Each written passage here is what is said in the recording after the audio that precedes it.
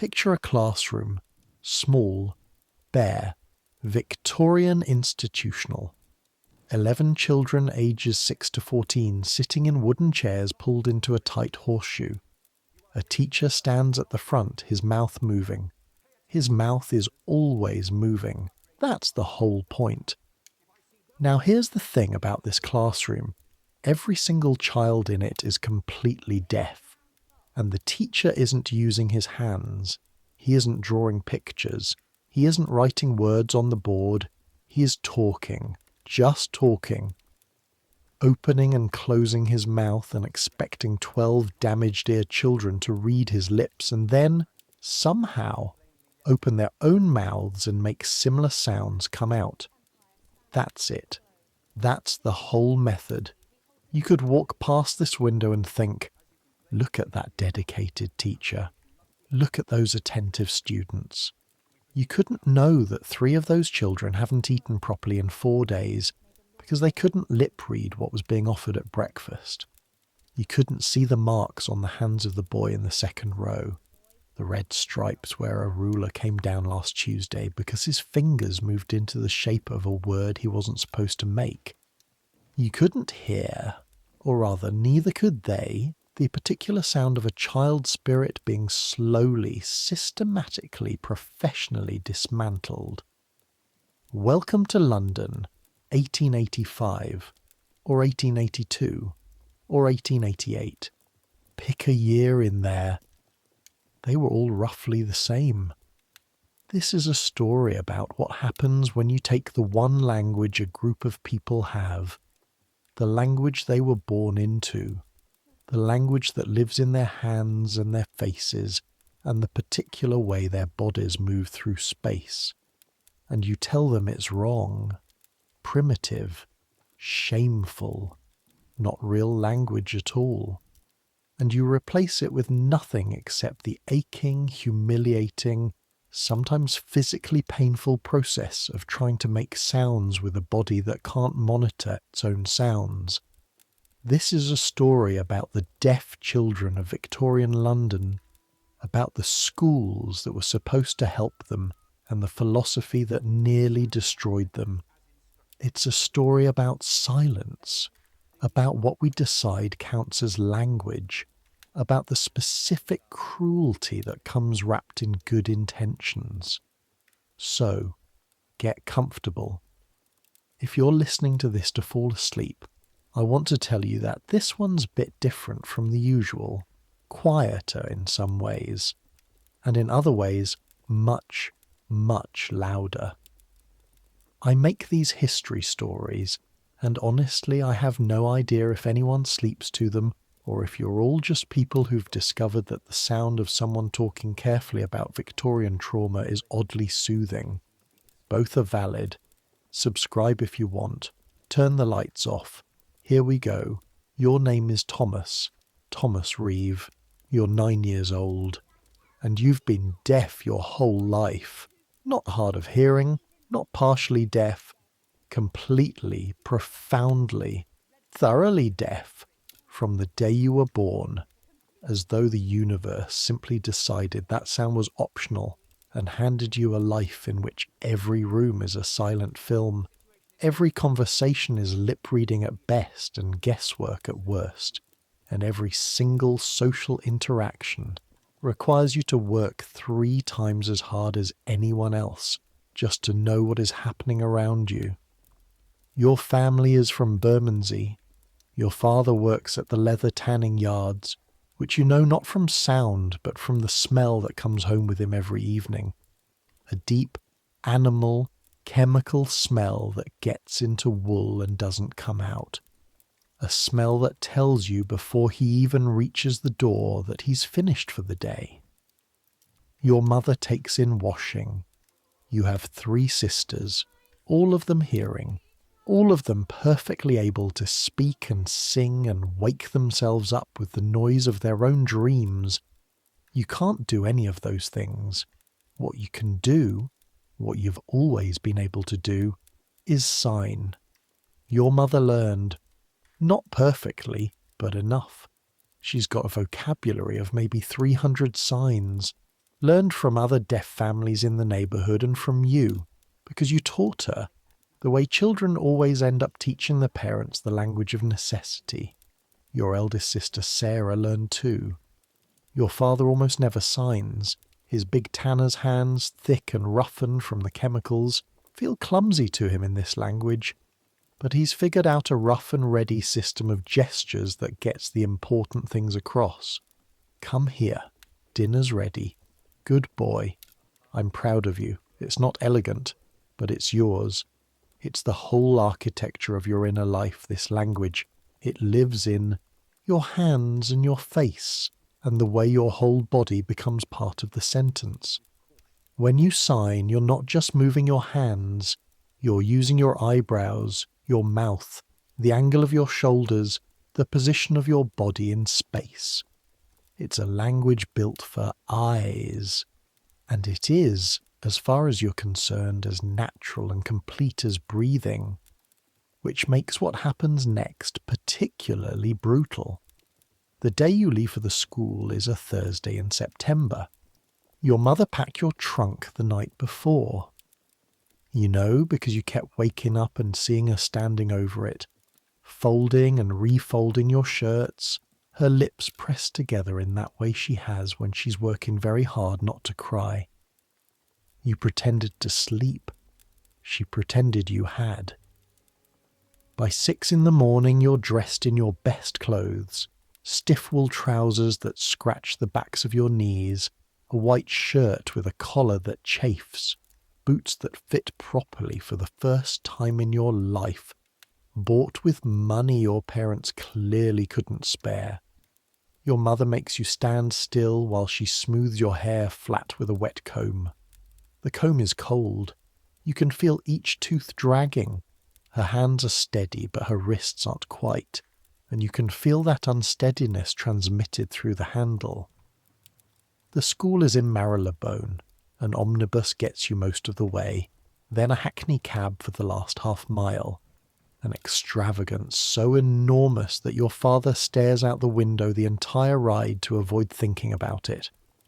You can tell by the set of his jaw, the muscles in it, working. The building comes into view and immediately it's not what you expected. It's not terrible, visually. 4 stories, red brick, Victorian institutional, the kind of building designed to communicate solidity and respectability, and the confidence of people with money and principles. There's a small iron gate, a sign you can read, London Residential School for the Education of the Deaf, founded, as a smaller plaque notes, in 1851. You register the building not as sound, but as sensation, the way you experience many things. A low, pervasive thrumming in the ground beneath your feet, travelling up through the soles of your boots into the bones of your legs, as though the building itself is concentrating very hard on something. There are other families at the gate. A mother crying into her handkerchief while her husband talks to an administrator. A girl, maybe 7, standing very still next to a trunk, watching everything with the particular stillness of a deaf child learning a new visual landscape, eyes moving quickly, cataloguing. A boy your age who is signing to his father rapidly, urgently, and whose father is signing back, less rapidly but clearly trying, his big hands making shapes that are slightly wrong but recognisably the right language. The boy's father places his hands on the boy's shoulders, looks directly at him, signs something slowly. You don't catch all of it from this distance, but you catch enough. I love you. Be brave. Come home soon. The boy nods. His face is very controlled. Then the door opens and a woman in a dark dress appears, and the boy is ushered inside, and the father stands at the gate for a moment, hands at his sides, watching the door close. His face does something then, the thing faces do when they think no one can see. You look away. Your mother is gripping your hand. You can feel her pulse through her palm. Quick, bird fast, frightened. She's talking to you, her other hand signing short phrases. It's fine. You'll be fine. They'll teach you. It'll be good for you. She believes this. You can see that she believes it, and you love her for it, and you desperately want it to be true. The administrator, a small dry man named Mr. Ellis, comes to collect you. He shakes your father's hand, says something to your mother that makes her nod, and then turns to you. He doesn't sign. He speaks to you slowly with exaggerated lip movements, the way people do when they've been told that's how you talk to deaf people. Come, in, side, now. Thomas. You understand. You nod. Your mother hugs you so tightly you can feel her ribs through her good coat. You can feel her heart beat against your chest. Too fast, too hard.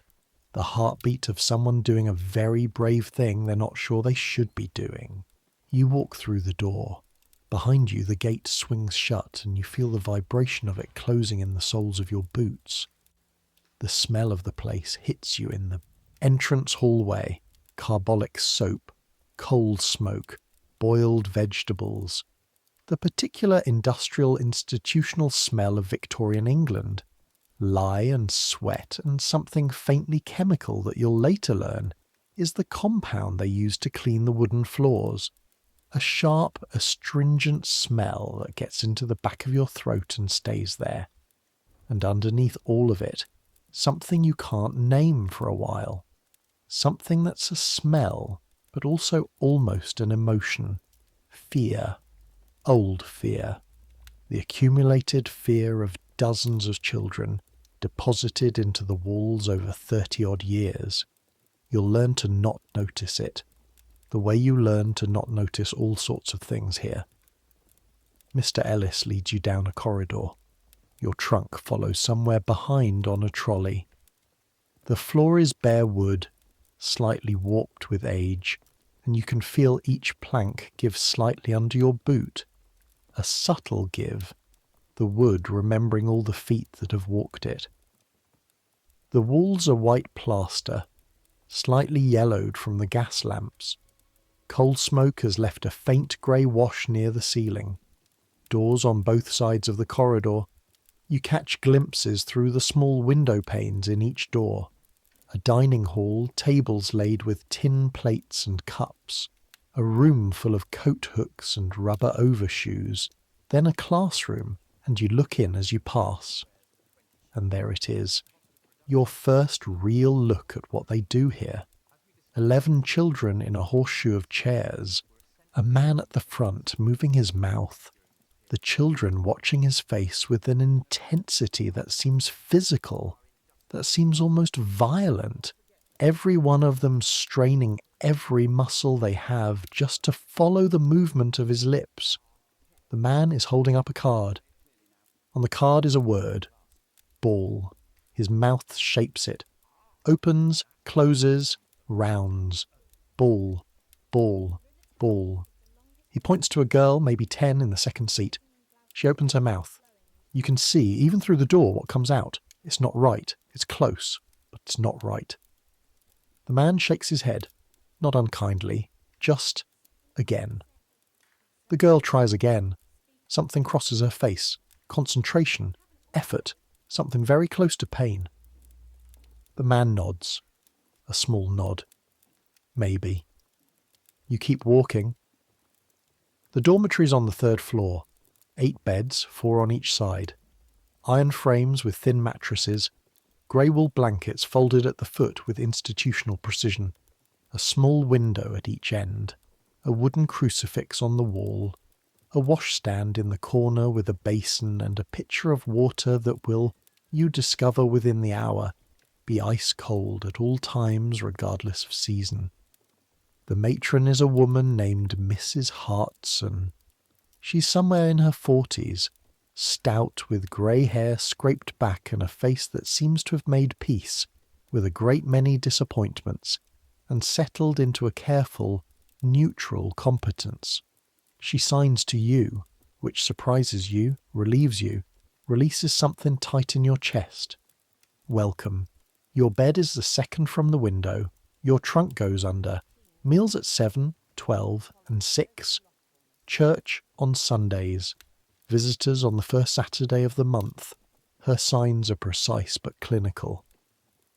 The signs of someone who has learned a language as a professional skill rather than a mother tongue. Correct but flavourless, like well-translated literature that has lost something vital in the crossing. Every sign the right shape, but none of them warm. But it's something. It's still something. You nod. Put your trunk under the bed. Sit on the mattress. The springs protest with a sharp vibration that you feel in your spine. The blanket is rough under your fingers. Wool that's been washed many times, gone hard and itchy. The fibres broken down to something that scratches more than it warms. You run your thumb across it. It catches at the skin. The wash basin water, when you test it with one finger, is so cold it almost burns. From the window, if you stand on your toes, you can see a slice of the street below and a roof garden across the way where a woman is taking in laundry. She's singing. You can tell because her mouth is open and her head moves slightly with the rhythm of something. You watch her for a while. Then the other boys begin to arrive. There are 7 boys in the dormitory. William, 13, from Manchester, totally deaf. Been here 3 years, and carries himself with a particular authority of someone who knows where everything is and how everything works. He communicates with you in signs that evening, but careful, abbreviated signs. The way someone speaks quietly when they know there are ears about. Later, you'll understand why. Robert, 11, from somewhere in Kent, deafened at 4 by scarlet fever. He remembers sound, or thinks he does, though memories of sensation are unreliable things, and this gives him a slightly complicated relationship with the school's mission. He can sometimes remember how certain words are supposed to feel in his mouth and uses that memory to cheat ahead in the lip-reading lessons. He looks guilty about this. Nobody minds. Frederick, 10, whose deafness is congenital, same as yours. He's small for his age, with clever eyes and a habit of watching people's faces with such concentration that it looks like he's trying to read their thoughts, which in a sense he is. He has the best lip reading in the dormitory, maybe in the school. And then there's the one they call Henry. Not me. The other Henry, a different Henry, 8 years old, from Whitechapel. The youngest in the room, whose trunk when unpacked contains 2 shirts, 1 pair of trousers, a Bible, and a stuffed rabbit worn bare-backed with years of handling. Henry cries that first night. Silently, which is the particular kind of crying you learn to do when you're deaf, and you've worked out that hearing adults equate crying sounds with distress requiring intervention. And sometimes you just want to cry without someone rushing in. You know this because you do it too. You've done it for years. Supper that first night is grey lamb stew with potatoes, eaten in the dining hall at long tables with tin plates that conduct the cold right through to your fingers. The gravy has gone slightly tacky on the surface. Bread, not bad actually. Slightly stale but thick sliced, and there's butter available if you move quickly. Nobody tells you about the butter. William signs it to you from across the table, the smallest possible sign, barely more than a flicker of the wrist. And you understand, grab the butter dish before the boy next to you can get to it. Small victories. You'll learn to live on them. The dining hall is supervised by 2 staff members who patrol the tables. They watch the children's hands. This is the first time you understand. There's a boy at the far end of your table. You'll learn his name is George, 12, been here 2 years, who makes a sign to the boy beside him. Casual, quick, just, pass the bread. One of the staff members is there in 3 steps. She doesn't sign. She speaks, loudly and slowly. You watch her lips. No. Hands. Speak. George's face goes still and careful. He moves his lips. A sound comes out that the woman seems to find acceptable, and the bread is passed. Under the table, out of sight, William's hand gives a signal you don't know yet. Later, in the dormitory, he'll teach you what it means. Watch out. The first real day of lessons begins at 7:30. Breakfast. Porridge with lumpy brown sugar. Not enough of it. Your stomach, accustomed to your mother's cooking, honest working-class food, sometimes thin but always generous in its own way, registers a quiet protest. You eat every bite anyway. The classroom smells of chalk dust, coal smoke from a small fireplace in the corner, and something else, a faintly biological smell, slightly warm, that you'll eventually identify as the smell of many people concentrating very hard in an enclosed space for many hours. The chalk has left a fine white powder on every surface near the board. When you brush your hand along the ledge of your desk, it comes away grey-white. Your teacher's name is Mr. Clarence Hartley. He's perhaps 35, medium height, lean, with a neat dark beard trimmed close, and the slightly professorial air of a man who went to a good school and has thought carefully about his professional responsibilities. He dresses well, not grandly but carefully. Dark coat, clean collar, shoes polished to a mirror finish. When he moves, there's no waste to it. He does not sign. This is a point of ideology, not ignorance. You'll discover he knows some signs. He learned them before the school adopted the oral method in 1883. But he doesn't use them now, because he believes, genuinely you will eventually realize, not maliciously, that using signs will damage your ability to develop speech, that it is, in the current phrase, a crutch, that what seems like kindness is actually cruelty. He is wrong. He will spend 30 years being wrong with the best possible intentions. He places you in the second row, next to Frederick, which turns out to be a mercy, because Frederick can catch the details you miss and confirm them with the most minimal invisible twitch of his fingers. Mr. Hartley stands at the front of the classroom. On the board behind him, he has written, "Today we will learn the sound of the letter A." He faces the class. He opens his mouth. "Ah," he says. You know this because you can lip-read the shape. You know this because you have lip-read your whole life. 9 years of reading the faces of a hearing world from the position of someone who exists slightly outside its sound architecture. What you cannot know is what it actually sounds like. The quality of it. The particular frequency. Whether it's high or low, harsh or soft. The way it feels in the chest when you make it. Mr. Hartley turns to the girl in the first row, Agnes, 11, been here a year, and he waits. Agnes opens her mouth. "Ah," says Agnes. At least that's what she's trying to say. What actually comes out is something Mr. Hartley apparently finds acceptable, because he nods. Good. He points to the next child. When he gets to you, and he will get to you, there are only 6 in your row. You open your mouth and you try. The problem with trying to make a sound you can't hear is that you have no feedback. You have no way of knowing if what you're producing is the right sound, a wrong sound, or no sound at all. It's like trying to hit a target you can't see from a distance, you can't measure with an implement you can't feel. What you have instead of sound is vibration. You can feel your throat when it makes sounds. A very faint buzzing sensation, like a trapped insect, in the soft tissues of your neck. You can feel the difference between voiced sounds and unvoiced ones. You can feel the movement of air across your lips.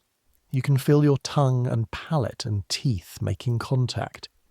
These are real things. You can work with these things. But it takes months, not minutes. And on this first morning, what comes out of your mouth is not a good A. Mr. Hartley doesn't wince. To his credit, he simply comes to stand before you.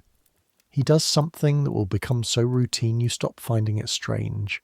He takes your hand and places it flat against his throat. Ah, he says. You feel it. The vibration under his skin, a specific quality, a specific frequency. Not what you expected. Softer than the word implies. More like a continuous hum than a distinct event, but shaped, directed, purposeful. Then he moves your hand to your own throat. Now, his lips say, you try. The vibration in your own throat feels different from his, smaller, or maybe just less familiar. You try to match something you can't directly compare. You press your fingers harder. You want more information. You want the sensation to be clearer, to be something you can hold and examine. Mr. Hartley does something with his hand, a small rocking gesture you interpret as closer. You try again. He nods. You have no idea if you've done it correctly. No way of knowing.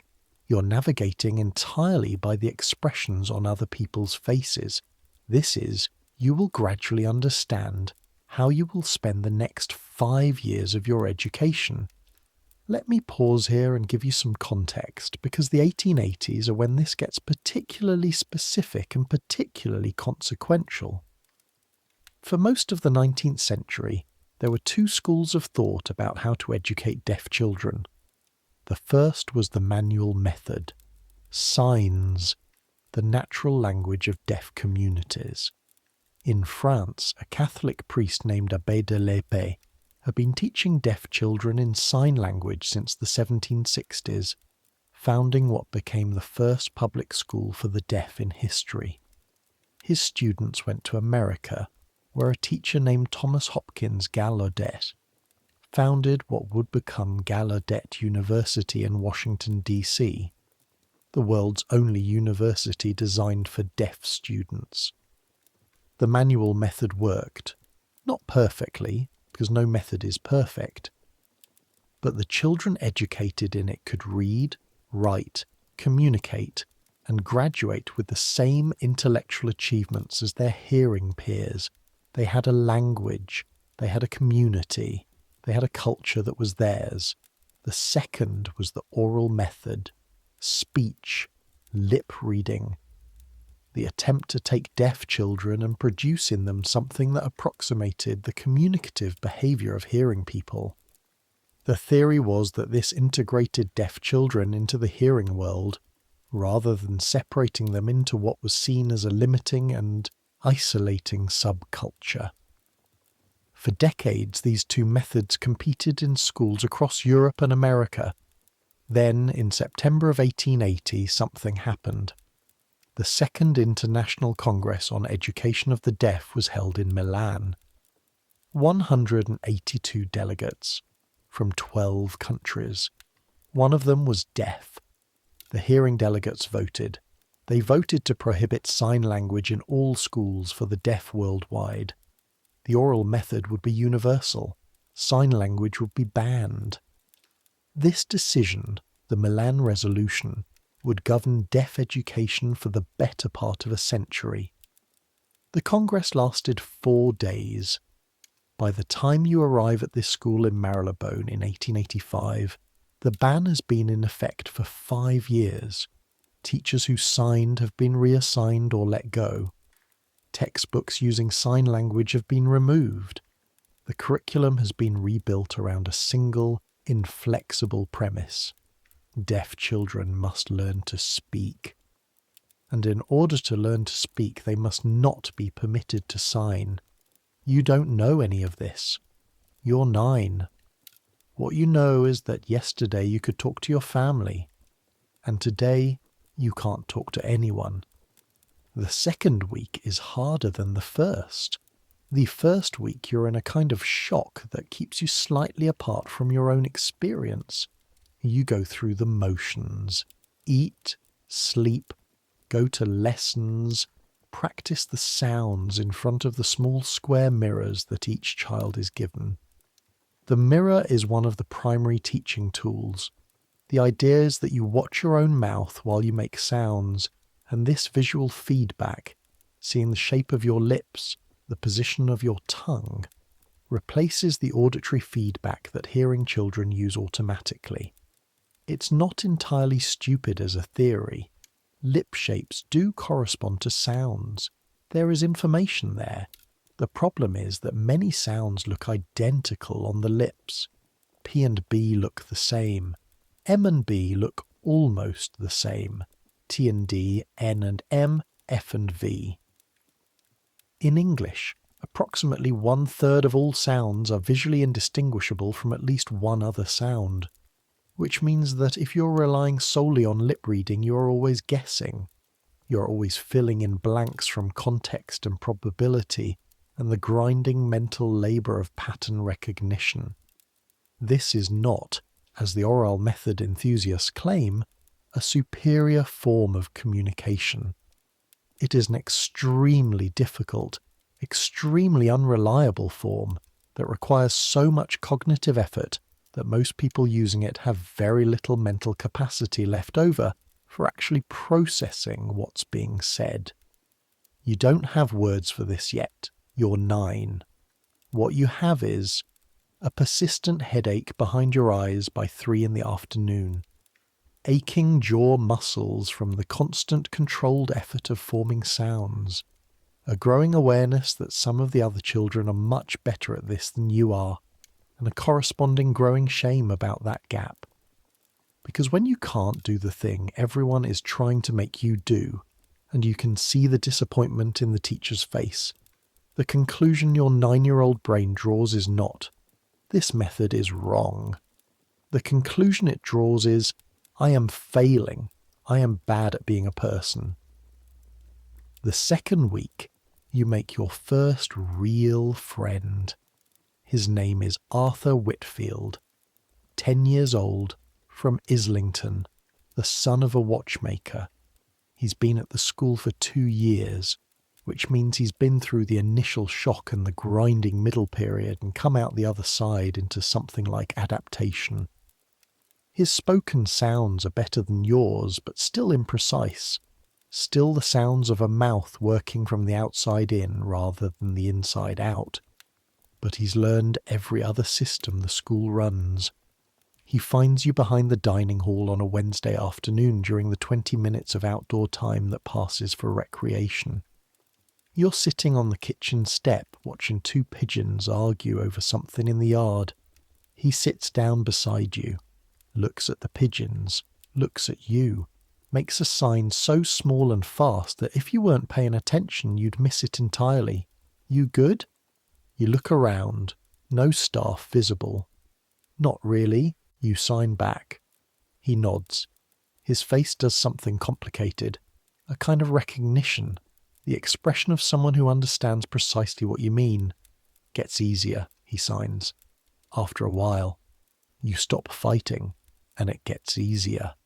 This doesn't sound like the comfort he probably intends, but there's something honest in it that you appreciate more than the well-meaning things the matron says, that you're brave, that this is for the best, that you'll thank them later.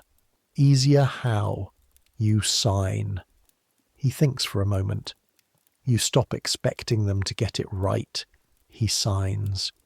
You stop expecting yourself to get it right. You just do the work and you get through the day.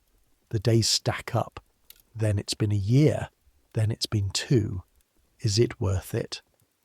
He looks at you for a long moment. The speech stuff? He signs. No, most of it doesn't work the way they say it will. But the reading and writing are real. The lessons, history, geography, mathematics, those are yours. Those stay. He gestures at the building behind you. The speech is mostly for them, he signs, the hearing people, so they feel better about us. This is the most political thing anyone has ever said to you in your life. You're 9 years old, sitting on a kitchen step, and a 10-year-old boy from Islington has just explained the entire ideological framework of 1880s deaf education in 2 brief signs. Arthur stands up, dusts off his trousers. Learn the staff's eye lines, he signs. Which ones watch hands and which ones don't. Mrs. Walsh only watches if she's coming directly at you. Mr. Turner watches from across the room. The important thing is peripheral vision. He demonstrates a quick, minimal sign, barely more than a flicker of the fingers near the thigh, invisible from more than 10 feet away. Everything down low. Economy. Then he walks back inside. You sit on the step for a moment longer. You've just been introduced to the Underground. The Underground at the London Residential School for the Education of the Deaf is not a formal organisation. It has no name, no hierarchy, no rules. It is simply the network of small understandings that deaf children develop in any institution that tries to prohibit their language. The shared knowledge of where you can sign, when you can sign, how much you can get away with. It lives in the dormitories after lights out, in the corners of the yard during recreation, in the far end of the dining hall where a structural pillar blocks the supervisor's sight line, in the 3 minutes between the end of washing up and the beginning of evening prayers when staff attention is divided. None of this is dramatic. There are no secret meetings, no manifestos. It's more like water finding cracks in stone, inevitable, patient, unstoppable. You cannot take a language from people who are born into it. You can force it underground, but it will not disappear. Over the following weeks, you learn the geography of silence. The second window from the left in the dormitory catches enough moonlight to see hand shapes, but on clear nights. The kitchen step has a good sight line in 3 directions. The tree at the far end of the yard has a trunk wide enough to sign behind. The corridor between the classrooms and the dining hall has a 3-second blind spot when the hall door is open. You map it the way sailors map coastlines, carefully, because your life, or at least the life you want to continue having, depends on accuracy. There's also the question of what they're actually teaching you, because it's not just sounds, it's also lip reading, formally taught, systematically drilled, with the same grinding repetitiveness that characterises every other aspect of Victorian institutional education. The lip-reading lessons are taught by a woman named Miss Eleanor Price. She's younger than Mr. Hartley, perhaps 28, and she has one quality that sets her apart from the other staff. She sits with you. She comes to the child's level, brings her chair close, and works with each child individually rather than addressing the class as a unit. She also, you will discover, cries sometimes after the lessons, in the staff room.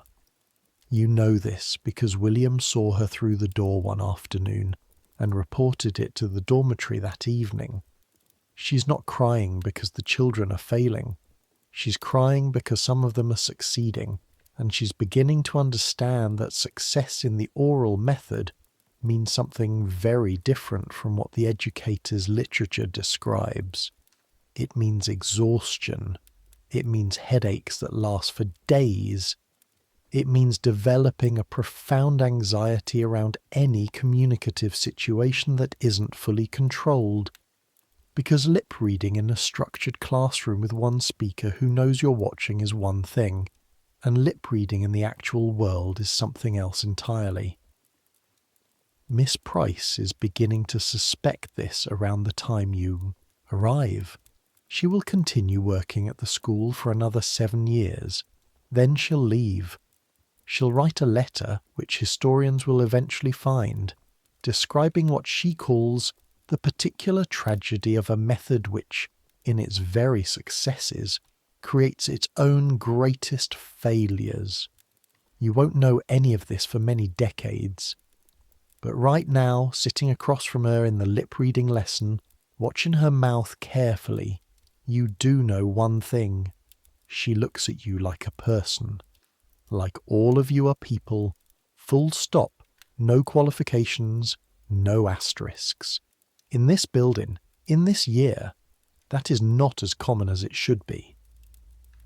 The lip-reading lesson this particular Thursday goes like this. You're working on context clues. Miss Price covers the lower half of her face with a small wooden board and asks you to read her eyes and the upper part of her face, to practice inferring meaning from more than just lip shapes. She writes on a small blackboard, because she uses writers freely in her class. In real conversations, you will often not have full visual access to the speaker's mouth. Things happen. People turn away. Distances vary.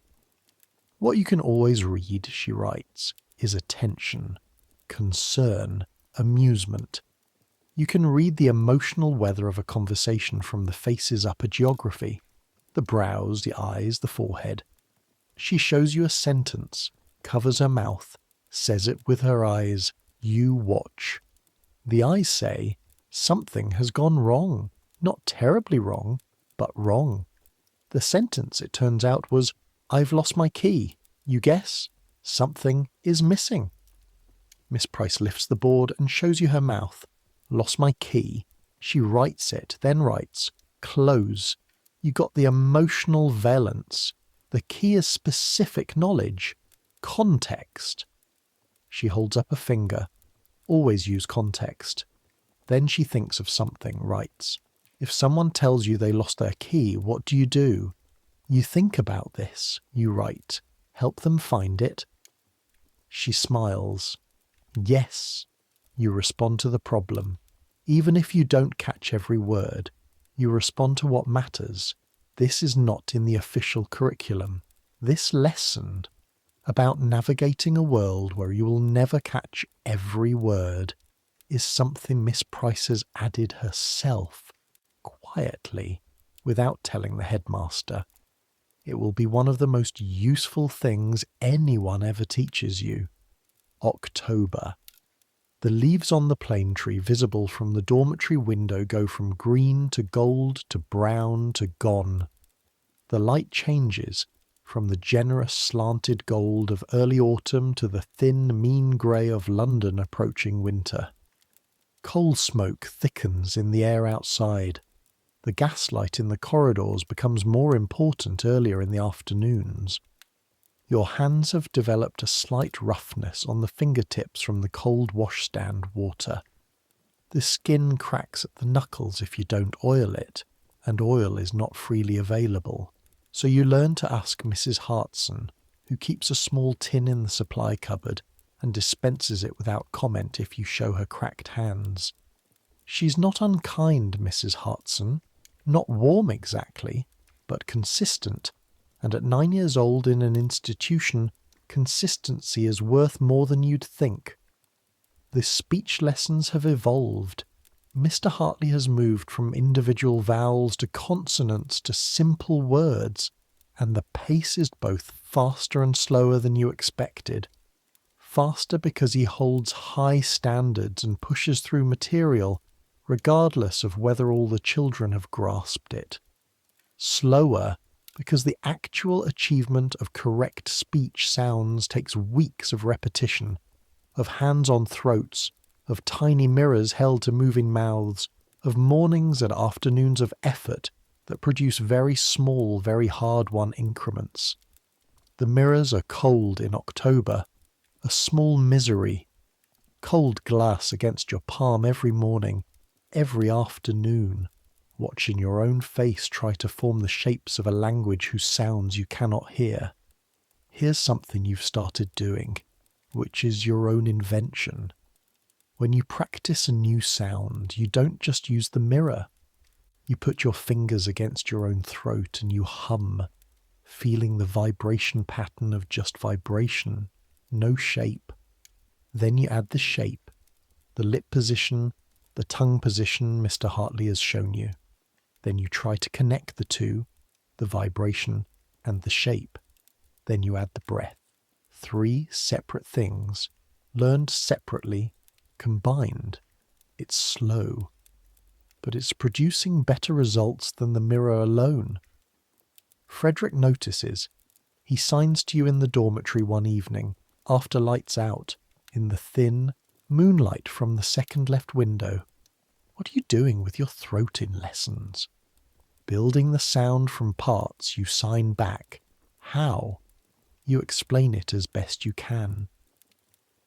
Frederick watches with his whole face, that quality of complete attention that makes you feel for the duration of his focus, like the most important thing in the room. He tries it in the next morning's lesson. He gets the sound right on the first attempt. Mr. Hartley looks at him with genuine surprise. Well done, Frederick. Frederick's face does a thing, a quick, contained flash of satisfaction, and then goes neutral again. That's the other thing you're learning. To contain your reactions. To keep your face as still as possible, so your internal weather doesn't give you away. Doesn't provide information to people who will use it to manage you. Stillness as strategy. Stillness as protection. 9 years old, and you're already learning this. The problem with November is the cold, not the cold itself. Cold is cold. Victorian London winter, everyone's cold. But the way it affects the speech lessons. Cold makes your throat tighter, your breathing shallower, your lips and tongue slightly stiff, so that the precise control required to produce consonants correctly becomes that much harder. Your fingers go numb at their tips, which makes signing more difficult too. Everything physical becomes slightly harder. But it's November that something happens which you won't fully understand for a long time. George, the boy from the dining hall, the one who was rebuked for signing at supper, does something that gets him sent to the isolation room. The isolation room is on the ground floor near the headmaster's office. A small room, maybe 8 feet by 10, with a high window, a chair and a cot. No desk, no books, nothing to occupy the hands or the mind. For a hearing child in a Victorian institution, isolation is a punishment. Boring, lonely, slightly frightening. For a deaf child, isolation means something else. It means no visual input, no faces to read, no hands to watch.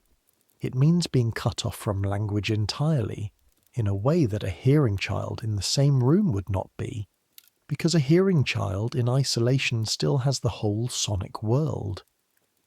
The sounds of the building, footsteps in the corridor, voices through the walls, the ambient audio that reminds you there are people nearby, that you are part of a world of other people.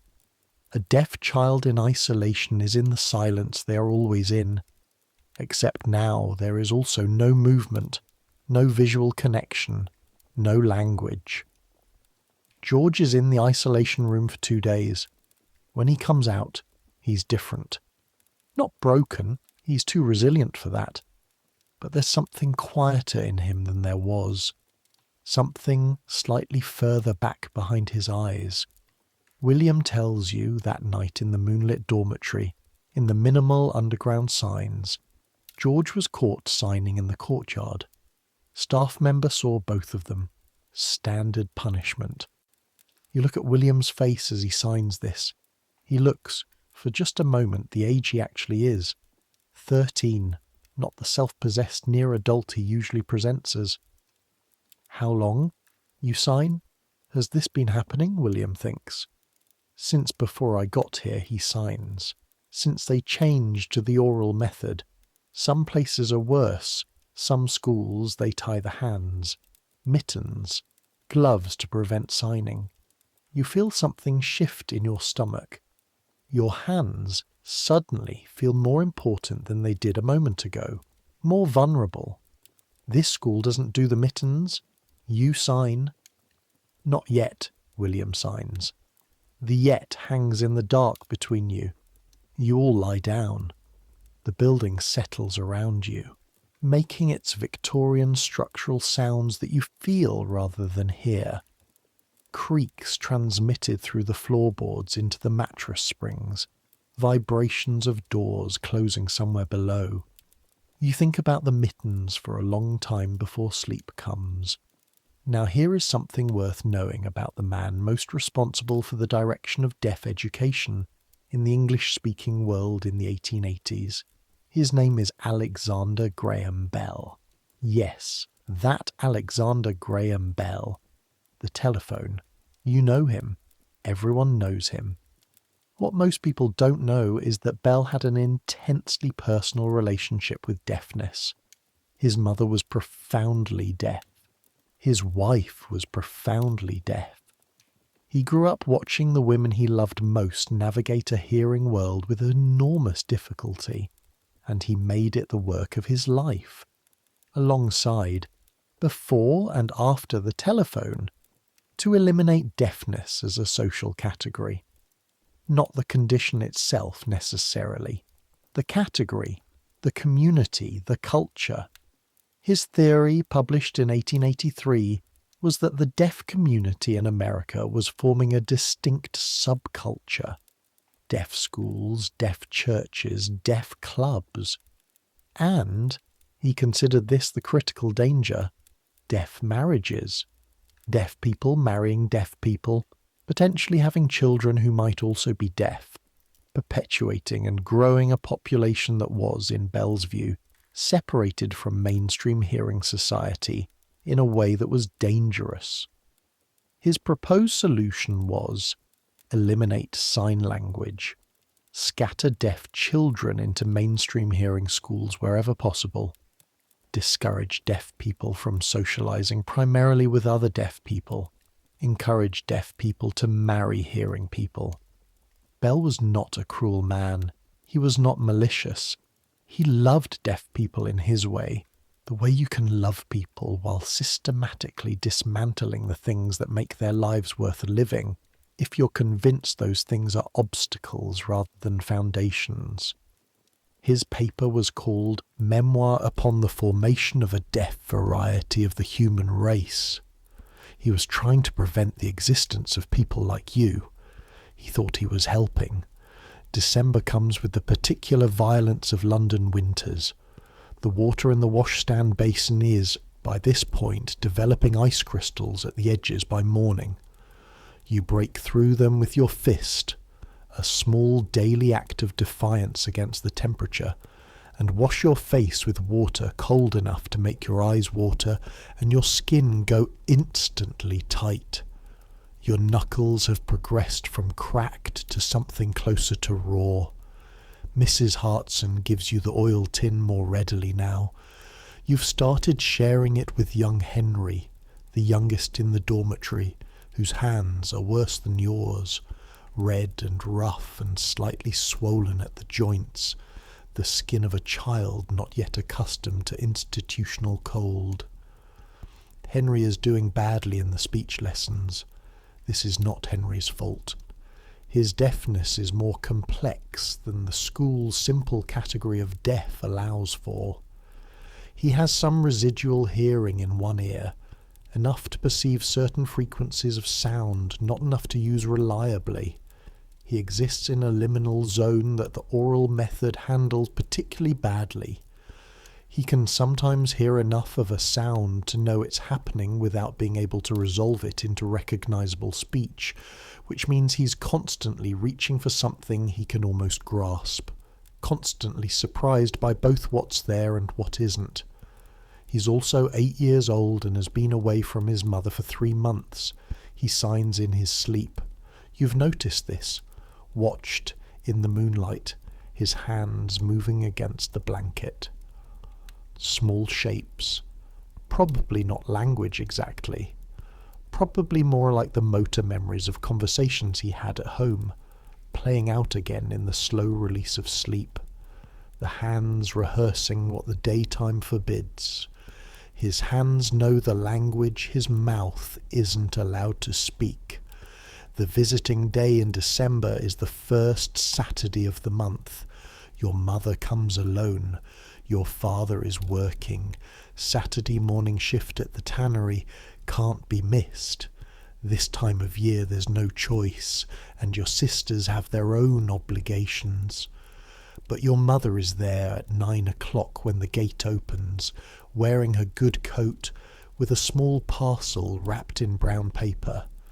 The visiting room is on the ground floor, long tables, chairs on both sides, a supervisor seated at a desk near the door, families and children facing each other across the institutional wood. Your mother sits down and looks at you. She's thinner than you remembered. Or maybe not thinner. Maybe just that you've been imagining her face for 3 months, and the imagination smoothed things out, removed the lines around her eyes, the particular set of exhaustion in her shoulders. She speaks to you. Her lips move. You can read her lips. This, at least the school has sharpened. You're better at lip reading now than you were in September. You have had no choice. She asks, "How are you? Are you eating? Are the teachers kind?" You answer in the prescribed way. Spoken words, approximated sounds, watching her face for the confirmation that she's understood you. She watches your face with something complicated in it. Recognition, and also something else. Grief, maybe. Or something adjacent to grief. The watching of a parent who has sent their child somewhere that is changing them, and is not yet sure if the change is growth or damage. She opens the brown paper parcel. Shortbread biscuits, made at home, slightly irregular in shape, butter rich, the kind of food that tastes like somewhere else, like before. You eat one immediately and feel for the first time in weeks that specific warmth that comes from things that belong to you.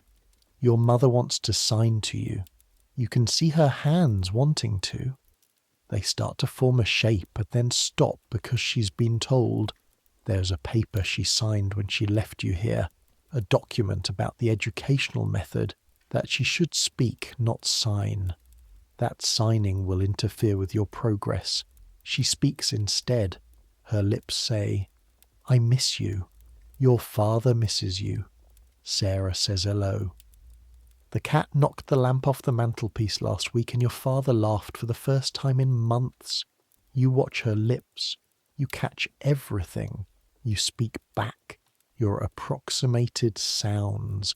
Your mouth shapes words that she appears to understand, leaning slightly forward, reading your lips in return. You're communicating in the method. It is working in the way the method works, slowly, effortfully, with a great deal of concentration and a great deal that falls through the gaps. What you're not saying, because your spoken English is still too primitive for complex emotional content. I am frightened at night sometimes. My hands ache from the exercises. There is a boy who's in trouble and I don't know how to help him. I dream about home and wake up and for a moment I've forgotten where I am, and then it comes back. All of this lives in your hands and your face and the vocabulary of a language you're not allowed to use. Your mother reads your face the way mothers do. She reaches across the table and squeezes your hand.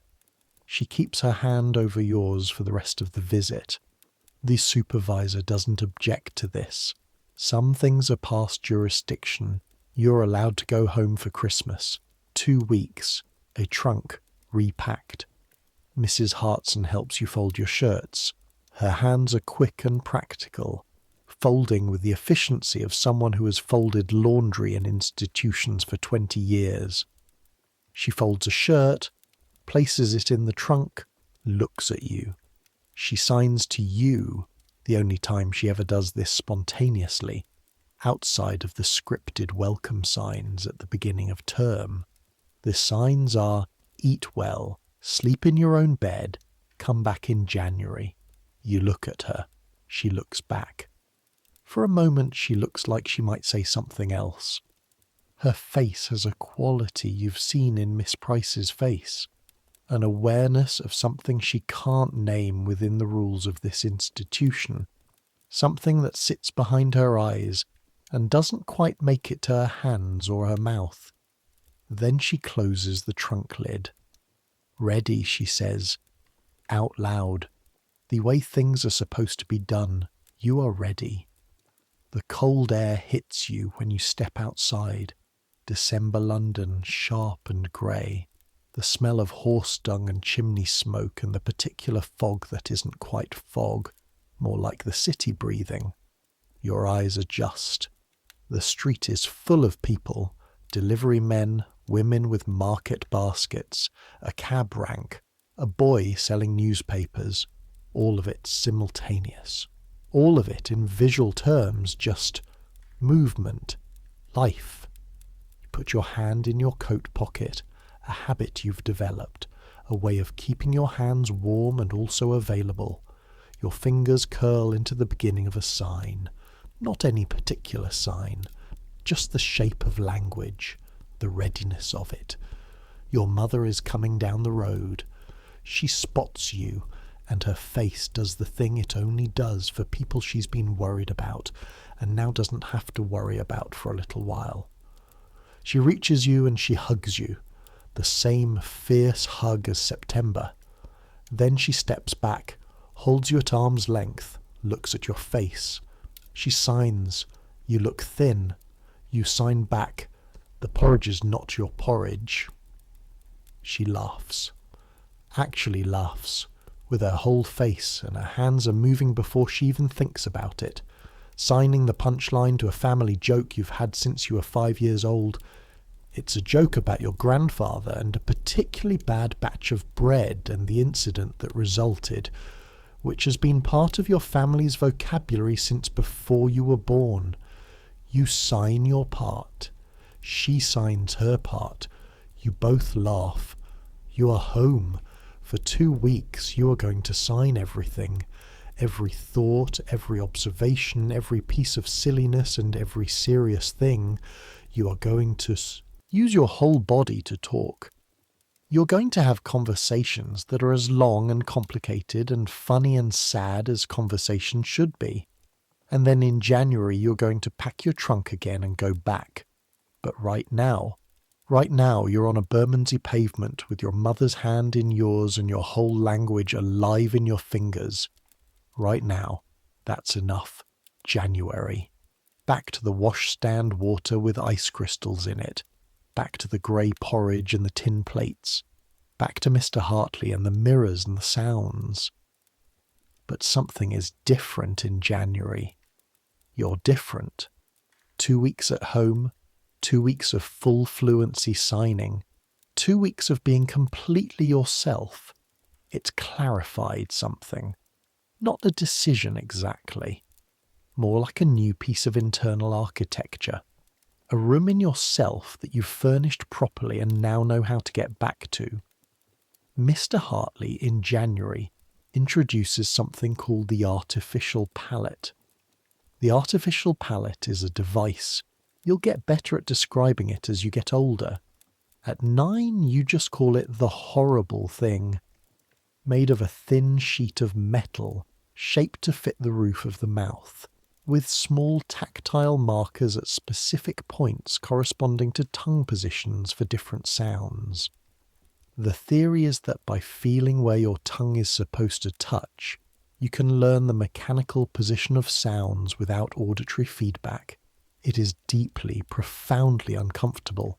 It tastes of metal, a cold, flat taste that saturates your saliva within seconds. It makes your mouth feel wrong, alien, occupied. When you first put it in, you gag reflexively, and Mr. Hartley waits patiently while you compose yourself, because he's seen this before. Every child gags. It's part of the process. You hold the metal thing in your mouth and try to make sounds, feeling your tongue make contact at the marked points. The markers are small raised bumps, smooth against the tongue surface but distinct enough to locate. You press your tongue to the first marker, then the second. You try to connect these physical positions to the sounds you're supposed to be producing. Frederick adapts to it fastest. He treats it like a puzzle. One more set of physical data to be decoded and mastered. He's getting quite good at the S sounds and F sounds and TH sounds now. In February, Mr. Hartley shows him to the visiting headmaster as an example of excellent progress. Frederick's face shows nothing during this demonstration. He says his sounds. The headmaster nods approvingly. Later, in the yard, you ask Frederick what he thinks about being shown off. He thinks for a moment. Same as always, he signs. They need to see progress so they can keep the funding. We're the evidence that the method works. And does it? You sign. Frederick looks at you with those precise, careful eyes.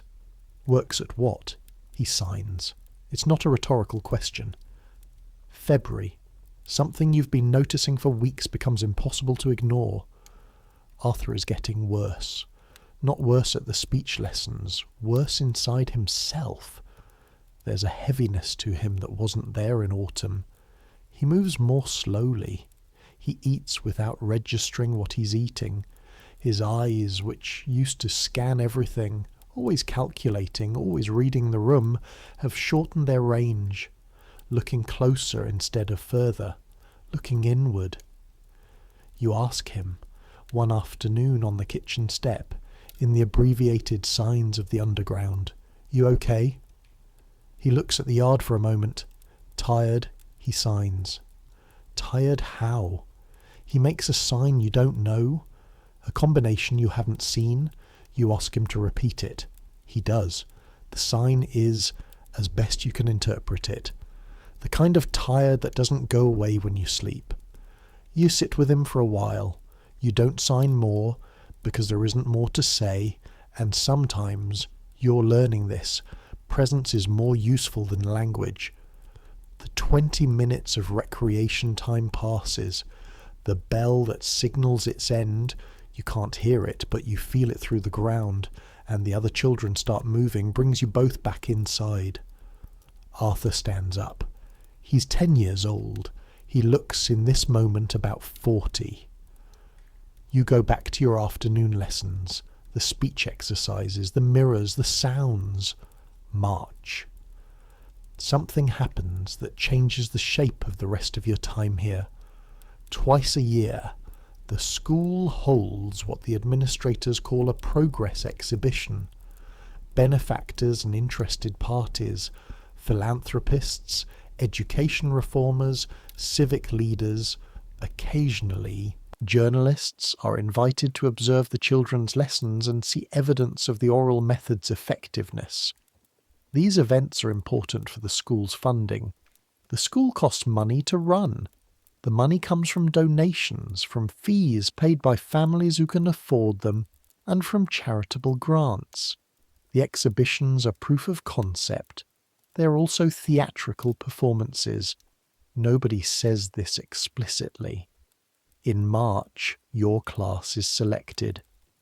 Mr. Hartley tells you this on a Monday morning, his face carrying a particular weight you've learned to read as, "This matters, pay attention." He explains that on Friday, distinguished visitors will observe your lesson. You will perform your speech exercises. You will demonstrate your progress. You will make the school look good. He doesn't say that last sentence, but it's in the room. The week leading up to the demonstration is a drilling week.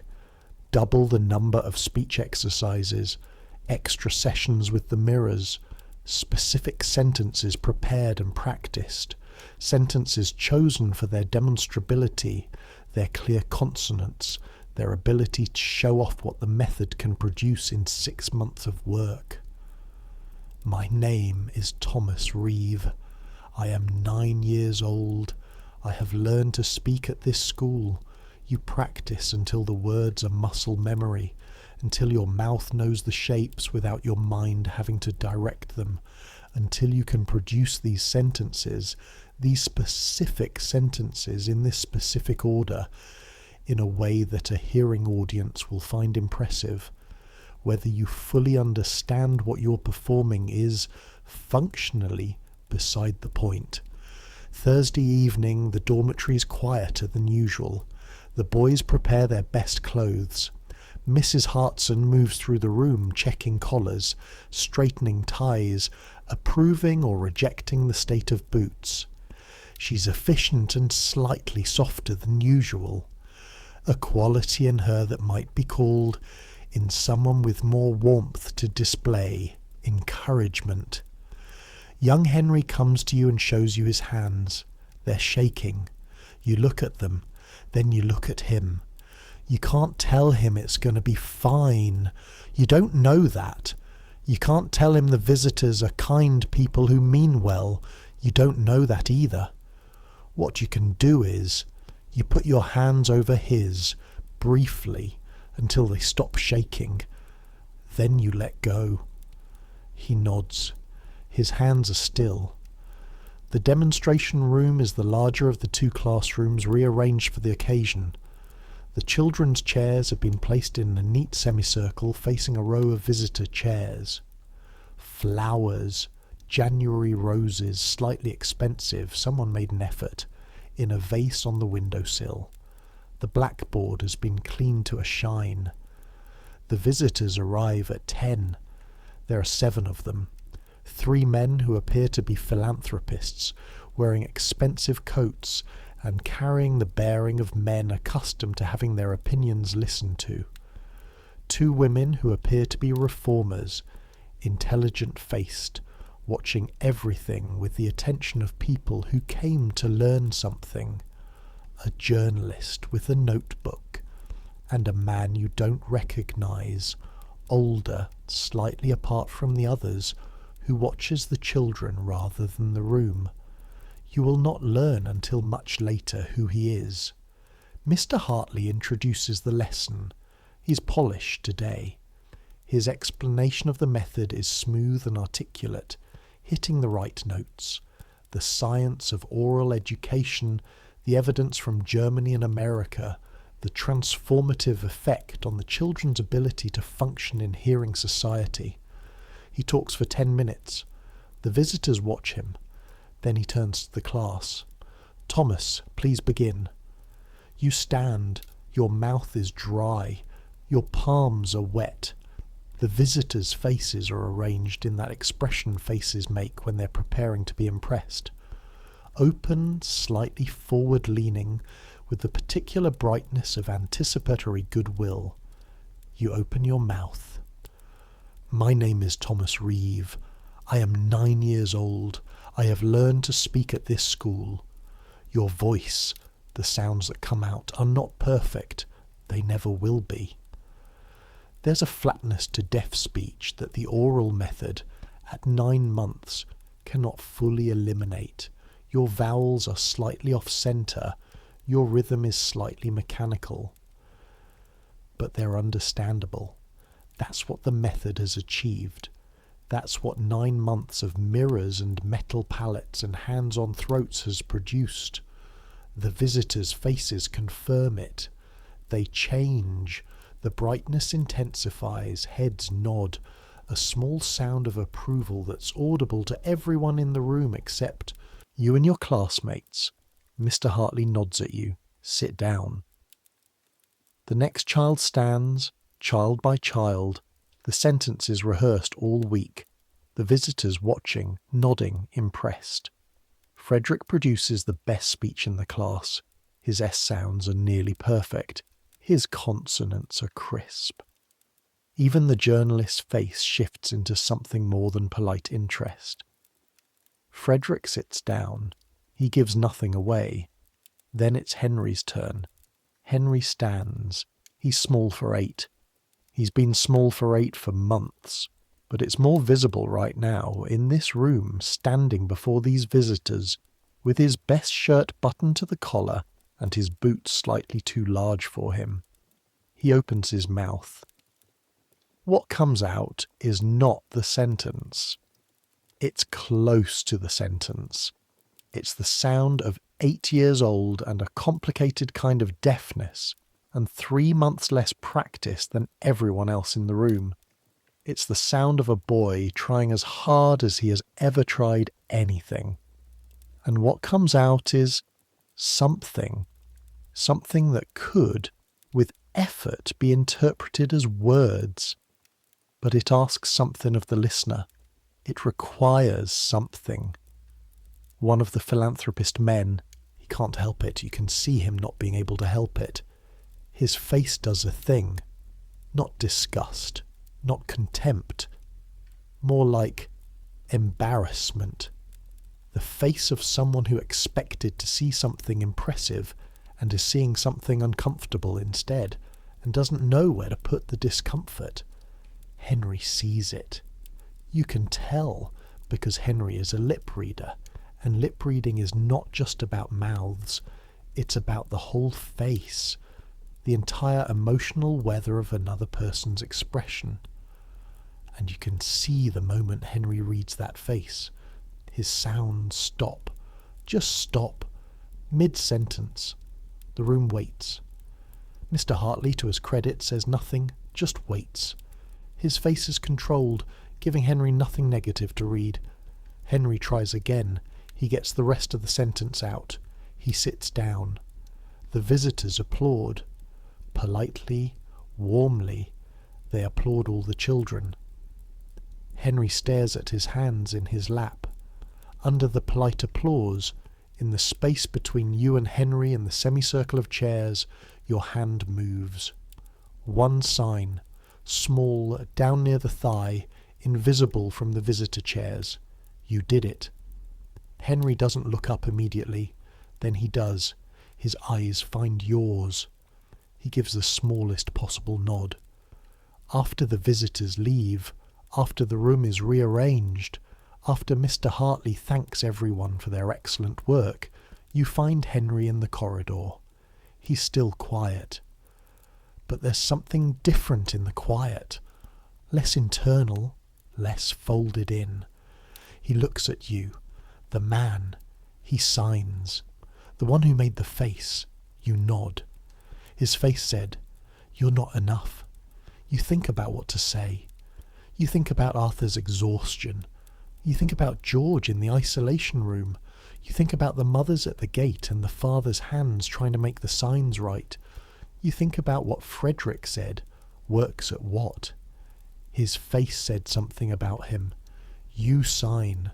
Not about you. Henry looks at you. Is that true? He signs. You think about it honestly, because Henry is 8 years old and he deserves an honest answer, not a comforting one. True enough. You sign. It's the best you can do. It seems to be enough. The man who stood apart from the other visitors, older, watching the children rather than the room. You learn his name 3 days later. Not from staff, from William, who overheard something, who told Arthur, who told Frederick, who told you. His name is Dr. James Kerr Love. He's a physician. He'd been studying deaf education for years, specifically the physical and psychological effects of the oral method on children. He's not convinced by what he sees. This doesn't make you feel better or worse immediately. It's just information. One doctor among many. One dissenting voice in a room that has already decided. But William signs something else.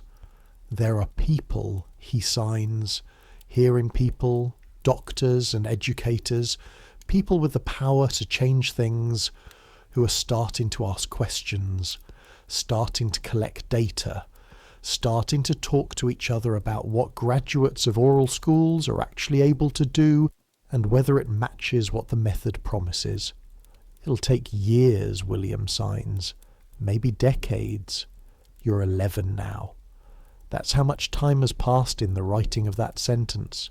You've been here 2 years. Things move slowly, William signs.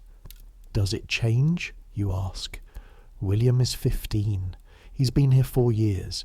He'll leave in a year and become a journeyman in his trade. His family are printers, and he'll carry everything he knows out into the city with him. He thinks about your question carefully. Eventually he signs. His signs are very precise. He's the best signer in the dormitory, probably the best in the school, though you'd never say that out loud because best at something we're not supposed to do is a complicated kind of accomplishment. Eventually he signs again. On a Sunday in April, the school takes the younger children for a walk. Regent's Park. Close enough to walk. Close enough that 2 staff members can supervise the whole group without incident. It's the first time you've left the school grounds since January. The park is... It's the park. Regent's Park in April in 1887. The cherry trees, which you've read about in the classroom reader but never seen, are doing the thing they do in April. Blossoming in a way that seems slightly improbable. Slightly too much. Like something a person would invent for a story rather than something that actually happens in a real London park on a real Sunday. You walk through the gate and stop. You don't mean to stop. You just stop because the blossom is doing something to the light, the pink-white of it, the way it falls across the path and the grass, and the smell. The smell. You've been inside the school for nearly 2 years, and the smell of the school is carbolic and coal and institutional food. The smell outside is London, horse dung and coal smoke and the river smell that drifts on the right wind. The smell of the park is green, growing, something sweet and slightly animal in the grass, still damp with morning. The blossom smell, lighter than you'd expect, more like the idea of sweetness than sweetness itself, like sweetness at a careful distance. Your lungs take it in, and something in your chest unclenches. You hadn't even known it was clenched. The walk takes you along the paths. The children are technically not supposed to sign. This is still an official school outing, staff present. But the staff member on your left is watching a group of ducks on the pond, and the one on your right is showing a smaller child how to identify tree species from a card. And for a few minutes, in the warm April sun, in the smell of blossom and green grass, you and Arthur and Frederick and Henry walk side by side and your hands move freely. Just observations, nothing revolutionary. Just, look at that, and did you see, and what do you think about that duck? The ordinary conversation of children in a park, free, in your own language, in the sun. Henry's face in this moment is doing the thing faces do when they're simply happy. Not performed happiness, not the careful neutral of the school, but the uncalculated openness of a child who has, for a few minutes, been allowed to simply be what he is. You look at him and feel something fierce and tender and also angry. At the right target, though. Not at Mr. Hartley, who's doing what he believes in. Not at the school, which is doing what the 1880 Congress required. At the Congress, at the Milan vote. At the 181 delegates who decided in 4 days what the next century of deaf education would look like. 181 delegates, one of them deaf. The cherry blossom falls around you, petal by white-pink petal, landing on your coat sleeves, on Henry's dark hair, on the grass. You keep walking. Summer. The school in summer is a different institution from the school in winter. Not structurally, not in its methods, not in its philosophy, but physically, lighter, warmer, the gaslight unnecessary until 8 in the evening. The yard catches the sun in a way that makes it almost pleasant. The plane tree is fully in leaf, a full dense green canopy that turns the afternoon light underneath it into something dappled and moving. You're nearly 11 now. What you know now that you didn't know in September of your first year. You know that the th sound requires the tongue to protrude very slightly between the teeth and that a stream of breath, not voiced, not hummed, passes over it.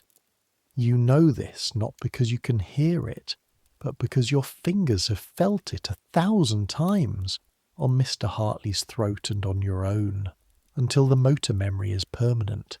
You know the school's eye lines, every one of them. You know the blind spots and the 3-second windows. You know which staff members enforce the no signing, rule rigorously, and which ones seem to find reasons to look in other directions. Mrs. Hartson, Miss Price, and one of the kitchen workers named Mr. Dawes, who has a deaf sister, and who twice has covered a sign he saw you make with a strategically timed pot rattling that attracted the supervisor's attention elsewhere. You know the other children better than you know most people. Not because residential schools are utopias of shared experience. They're not. They have their hierarchies and exclusions like any other collection of humans. But because when you share a language that's forbidden, you share something else too. A particular quality of attention, a knowledge that the person across from you knows what it costs and keeps it anyway. Arthur is better than he was in February. Not fully well. There's still that tiredness behind his eyes sometimes, but better. He has, as he said he would, stopped expecting things to be right and found something more sustainable in the middle. Not acceptance exactly, but a working arrangement with reality. Henry has learned to read faster than any other child in his class. The reading instruction, done primarily through text rather than speech, has given him access to something the speech lessons never quite did. A way to take in complex information without the mediation of another person's face. In books, there are no lip-reading ambiguities. In books, the text is exactly what it is. He reads everything he can get his hands on. You think this might save him. In August, William leaves. His apprenticeship at the school is complete. He's going to London as a journeyman printer, his father having arranged a position. He's nearly 16, and he carries himself with the careful composure of someone who has spent 4 years in an institution learning not to show too much, and has gotten very good at it. The dormitory gives him a quiet farewell. Signs, not words. The kind of send-off that doesn't require an audience. Before he goes, he signs to the room. All of you gathered, the new intake plus the ones he's known since he arrived. He signs slowly, carefully, so everyone can follow. Remember the language. He signs. Whatever they tell you here, whatever they make you use out there, remember that this is real, that it was here first, that it belongs to you. He looks around the room. Don't let them convince you it doesn't count. He picks up his trunk. He walks out. The year turns again. Autumn. The plane tree going through its changes. The water in the washstand icing over. The carbolic smell. The coal smoke. New intake in September. 2 boys and a girl, ages 6, 7 and 8. The girl, Clara, arrives without tears, which is unusual. She looks around the dormitory, the dining hall, the classroom, with the steady assessment of someone taking inventory. She's been deaf since birth. She has older deaf siblings. She's been told what to expect. She's in Miss Price's lip-reading class. And on the second day, she asked Miss Price a question. In signs. Direct, clear signs, not caring about being seen. The question is, why can't we use sign language here? Miss Price looks at her. Then she looks at the room, checking for other staff. Then she looks back at Clara. She doesn't sign back. She writes on her little blackboard, because the people in charge believe speaking is better. Clara looks at this. Then she signs. Do you believe that? Miss Price holds the chalk for a long moment. She writes, I believe you deserve every possible tool for communicating. Clara considers this. She signs, OK, I'll learn their method, but I'm keeping mine. Miss Price reads this. Something in her face, that awareness that lives behind her eyes, that thing that will eventually make her leave, intensifies. She writes, Good. You're 12 now. 3 years at the school. Your speech is good, actually. Better than you expected when you arrived. Mr. Hartley, who is cautious with praise, told you in your last assessment that your progress has been quite exceptional, particularly in the consonant clusters. Your lip reading is better than most of the other children at your level. Your reading and writing are ahead of the class in every subject. You are, in the metrics the school uses, a success story. You still sign in the dormitory after lights out. You still sign in the yard's blind spots. You still feel the language living in your hands like something that was always supposed to be there. The speech exercises are not difficult anymore. They're automatic, like walking. Your mouth has learned the shapes the way your hands have learned the signs, through repetition, through muscle memory, through the accumulation of thousands of small efforts. What you think about sometimes, in the quiet evenings before supper, is this. You're becoming fluent in a language that exists for the benefit of other people, not for you, for hearing people, for the people who want deaf children to be legible to hearing society, who have decided, with the best possible intentions, that the best thing for you is to become something as close to hearing as possible. And you are doing that. You're good at it. But the fluency you have in your own language, the language your mother learned for you, the language you dream in, the language your hands reach for in the dark, that's not for other people. That's for you. You've kept both. This is the thing they couldn't quite accomplish. All the rules and isolation rooms and years of drilling. You've kept both. October again. 3 years in, the 4th autumn. Frederick is gone, graduated, moved on, going to work in his father's watch repair shop in Kent. He left quietly, left you a note, in the slightly formal handwriting the school has drilled into all of you. You were the one who taught me the thing about the throat and the vibrations. I'll use it always. You have that note. It's folded into your Bible, which you keep even though you're not entirely sure what you believe about God. A question that seems less urgent than most of the other questions currently in rotation. Arthur is still here. His family extended his time at the school. There are options at 12 and 13 for children who are progressing well. He's better, significantly better than he was at his worst. He has his own method now, a way of managing the day that allows him to save enough energy to be genuinely present for the things that matter. He's also started teaching Clara, the underground signs, the eye lines, the economy of gesture. She didn't need to learn the big things, he explains on the kitchen step in the autumn sun. She already knew those. She just needed the school-specific stuff. He grins. She's better at it than I was. And then, November. Cold, as November nights in London always are. Not the killing cold of January, but the kind that gets into a room through the window gaps and the floorboards and the particular age of the walls, and reminds you that comfort is not a given. You're awake. Not fully awake, somewhere in the intermediate state, the almost asleep where the mind runs on and the body is still. The dormitory is dark. The second left window is showing a moon, not full, but 3/4, enough to see by. The moonlight falls in a stripe across the floor, across the foot of the nearest bed, then up the wall, and in that moonlight you can see, all of you. The 7 boys in the 7 beds. Henry, 9 now, who has been here 6 months and is already deep into Dickens novels, pulling them from the school library at a rate that alarms and pleases Miss Price.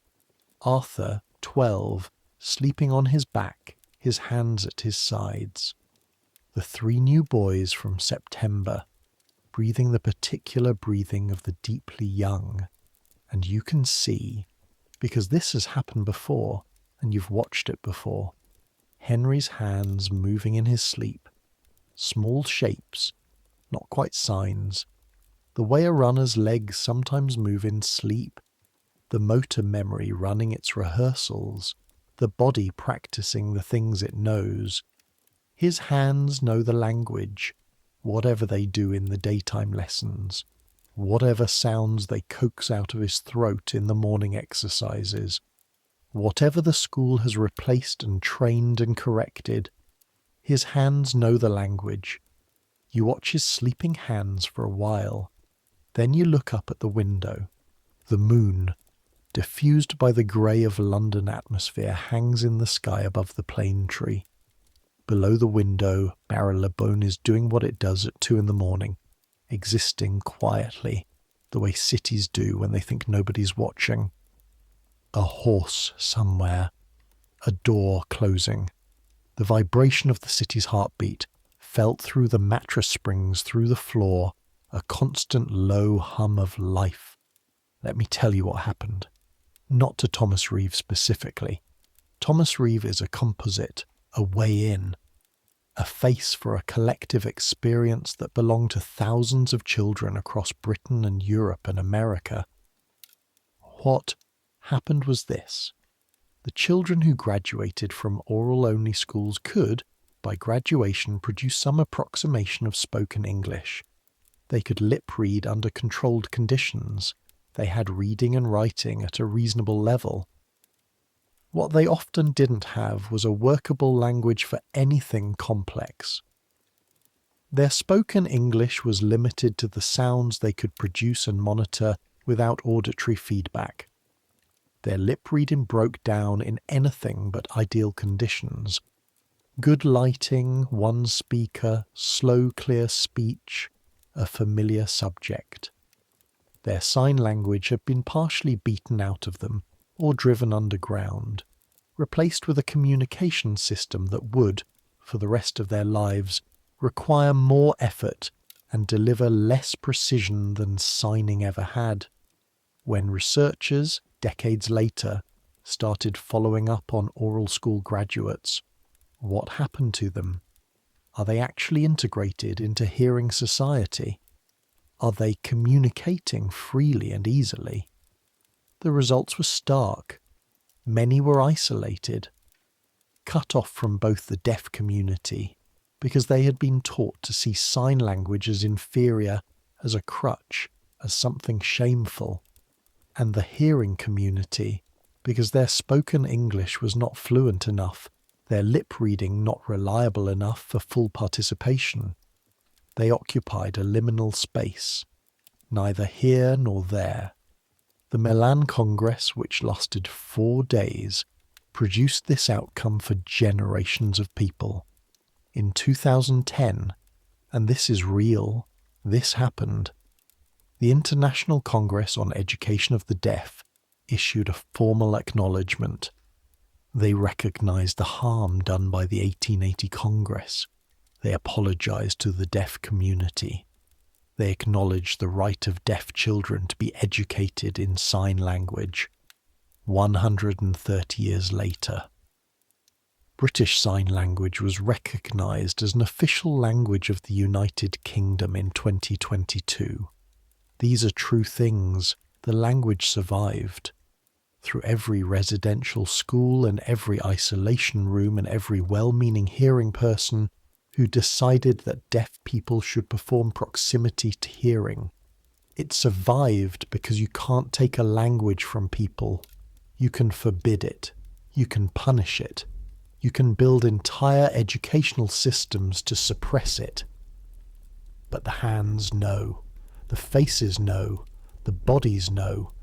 In the dark dormitory, in the November cold, in the third year of a failed experiment that will take over a century to fully admit its failure.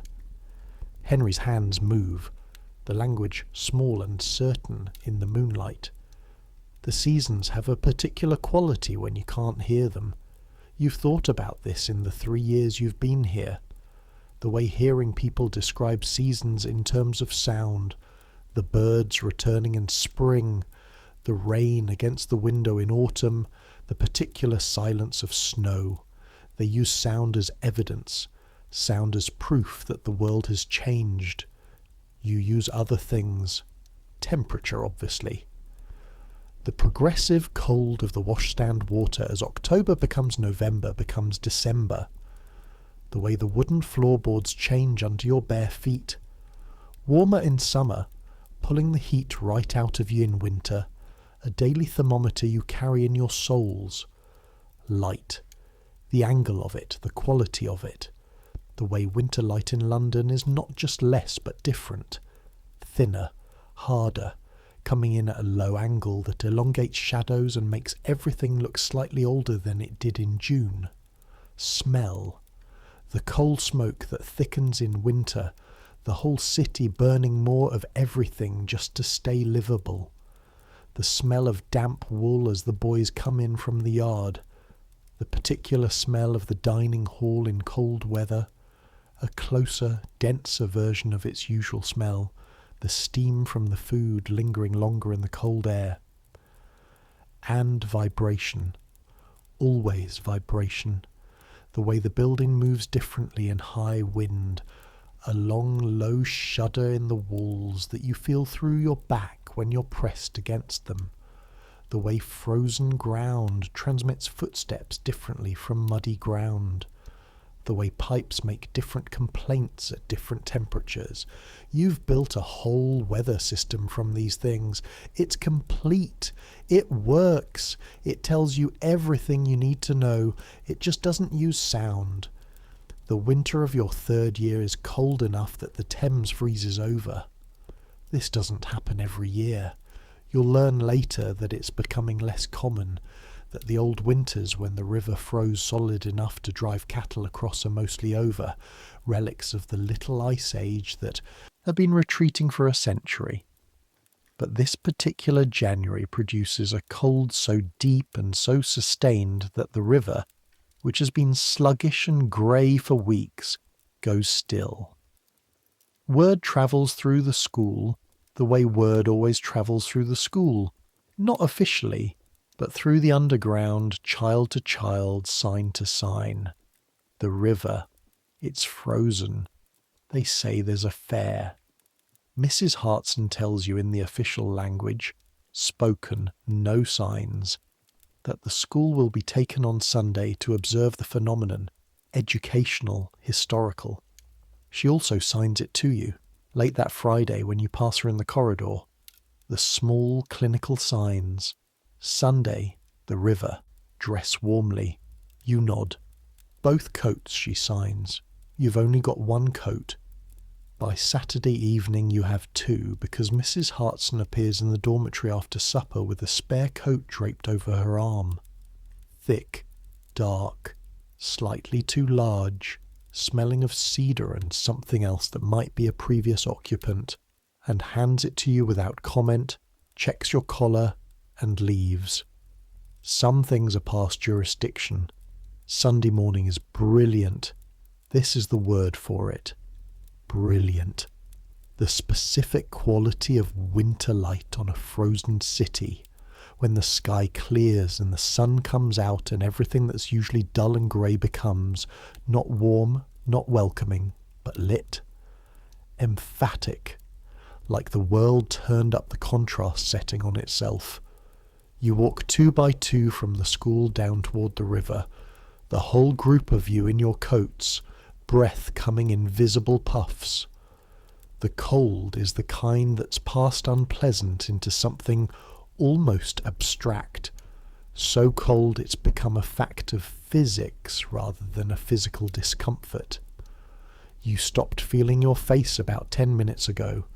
The tip of your nose is a number rather than a nose. The river comes into view at the end of the road, and what you see is... it's not what you expected. You knew it was frozen. Knowing a thing and seeing a thing are different operations entirely. The Thames is white, not ice white, not the clinical white of the washstand basin in winter. A more complex white, grey in the shadows of the bridges, blue-white where the sky reflects, yellower where the sun catches the rough surface.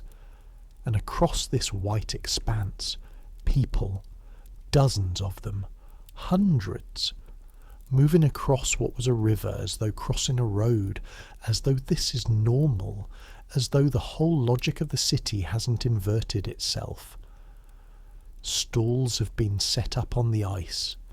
You can see them from the bank.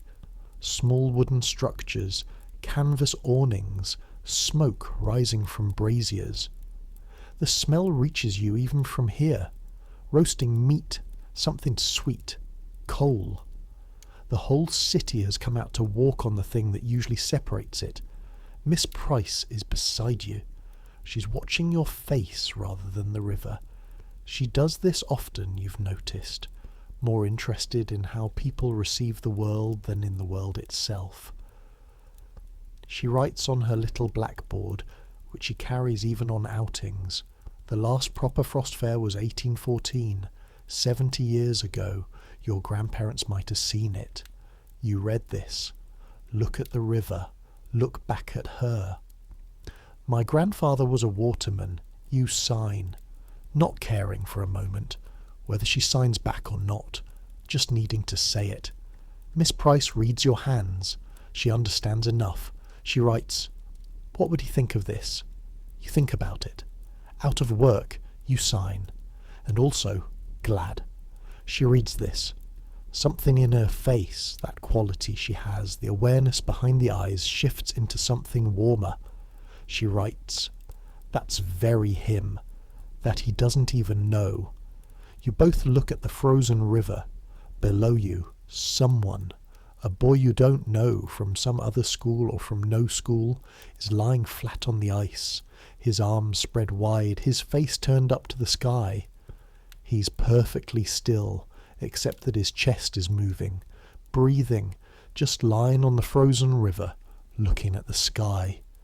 You think, I understand that exactly. In the dormitory that night, after lights out, Arthur signed something you haven't heard him sign before. Do you think about after? After what? After here? After the school? What you'll do? You think about it. Work, you sign. My father wants me to learn the trade, the tannery, the smell, the chemical roughness of the hands. Not what I mean, Arthur signs. He shifts in his bed. The springs complain quietly, a vibration that travels through the iron frame to the floor. I mean, who you'll be, out there, whether the speaking works in the real world the way they say it will. You're quiet for a moment. Will it? You sign. Arthur is 12. He thinks about things with the thoroughness of someone who started thinking about them very early and has had a lot of uninterrupted practice. Some of it he signs, one-on-one, with a patient person, with good light and no noise. Some of it works, but most of the world isn't that. What's the world like? Loud, Arthur signs. Then, something wry in his face, the first real humour you've seen in him for months. I mean, probably loud. I can't hear it either. You both hold very still for a moment. Then you're both shaking with suppressed laughter, silent, the kind of laughter that happens entirely in the body, in the shaking of the mattress and the tears at the corner of the eyes, the silent laugh. Another thing you're all expert in. I'll figure it out, Arthur signs when the laughter settles. I'll find what works. I always do. He sounds like he believes it. You think he probably will. Spring again. The fourth spring. The plane tree coming back, and you're 12 and a half, and something in the texture of the days has changed. Not better or worse, exactly, but different. More legible. The school that was a labyrinth in your first weeks has become a map you hold without thinking. Mr. Hartley, in April, does something unexpected. He asks you to stay after the lesson. The other children file out. You sit in your chair, hands on your knees, the practiced neutral of 3 years of training, and watch him gather his materials. He sits in the chair closest to you, not behind his desk, just a chair. He looks at you for a moment. Then he speaks, slowly and clearly, the way he always speaks to the children. But the quality is different, less instructional, more personal. How are you finding the lessons, he says. His lips are easy to read. He knows how to speak to lip readers. Whatever else is complicated about this man, he is genuinely skilled at his work. Fine, you say. Spoken word. Your spoken English by now is functional. He tilts his head slightly. Fine isn't the answer he's asking for. I mean, he says, what is difficult? What still doesn't work the way you'd like? You think about this. The group, you say. When more than one person is speaking, I can't. You gesture, trying to find the word. Switch fast enough. He nods. He's been expecting this. It's a known limitation. That's one of the harder things, he says. The method is better one-to-one. Groups are. He stops, starts again. Groups are something you learn strategies for. Sitting where you can see the most faces. Watching for the person who speaks most. Learning to get the gist rather than every word. He's describing a life of managing loss, of developing strategies to compensate for a fundamental gap between what the method promises and what it delivers. He knows this. You can see for a moment that he knows this. You don't sign to him. You've never signed to him. It hasn't been that kind of relationship. But you find yourself wanting to say something that lives in a different vocabulary from the one he's given you. Instead, you say, in your approximated spoken English, you know sign language. It's not a question. He's quiet for a moment. I learned some, he says. Before. Why did you stop? Another pause, longer. Because I believe, he says, and you can hear, or rather you can read, the care in the word believe, the weight he puts on it, that the method gives you more access to the world, more than signs would, more of the world that you'll actually live in. You look at him. Do you still believe that? You ask. This is the most direct thing you've ever said to him. He registers it. You can see him register it. The slight change in the set of his face, the adjustment. He's quiet for a moment longer than you've seen him be quiet before. I believe, he says finally, in what it can do. The reading, the writing, the intellectual access it gives you. Those are real. He pauses. The speech, the lip reading in complex situations. He stops. He doesn't finish that sentence. Work hard at the mathematics, he says instead. You're good at it. Whatever happens with the speech, nobody can take the mathematics. He stands. The conversation is over. But something has happened in this room that hasn't happened before. Some small crack in the wall between teacher and student, between the institution and the person inside it. He's told you. Without quite saying it, I am not entirely certain. He is not certain. This man who spent 30 years certain. You'll think about this conversation for a long time. Clara. You don't interact with the girls much. The school keeps the dormitories and the yard times mostly separate. But Miss Price's lip-reading class is mixed, and Clara has positioned herself in the second row, slightly to your left, where she has a clear sight line to both Miss Price and you. She watches you almost as much as she watches Miss Price. Not in a strange way, in the way deaf children watch each other, reading, learning, absorbing the vocabulary of another person's body. She's faster at this than most. The deaf siblings, the early language, the neural pathways that formed around visual communication from the very beginning. One afternoon in the corridor, she falls into step beside you. She signs, minimal, underground style, that she's picked up from Arthur in a matter of weeks. You've been here the longest, of the ones I can ask. 3.5 years you sign back. What do you wish you'd known? At the start. You think about this as you walk. That being good at their method doesn't mean you're good at everything you sign. And that being bad at their method doesn't mean you're bad at anything. She reads this, considers it. That's not what they tell you. She signs. No, you sign. It's not. She's quiet for a moment. The older students she signs. The ones who've been here 5, 6 years. Do they... She makes a sign you understand as, do they lose it? The signing. Do they actually forget?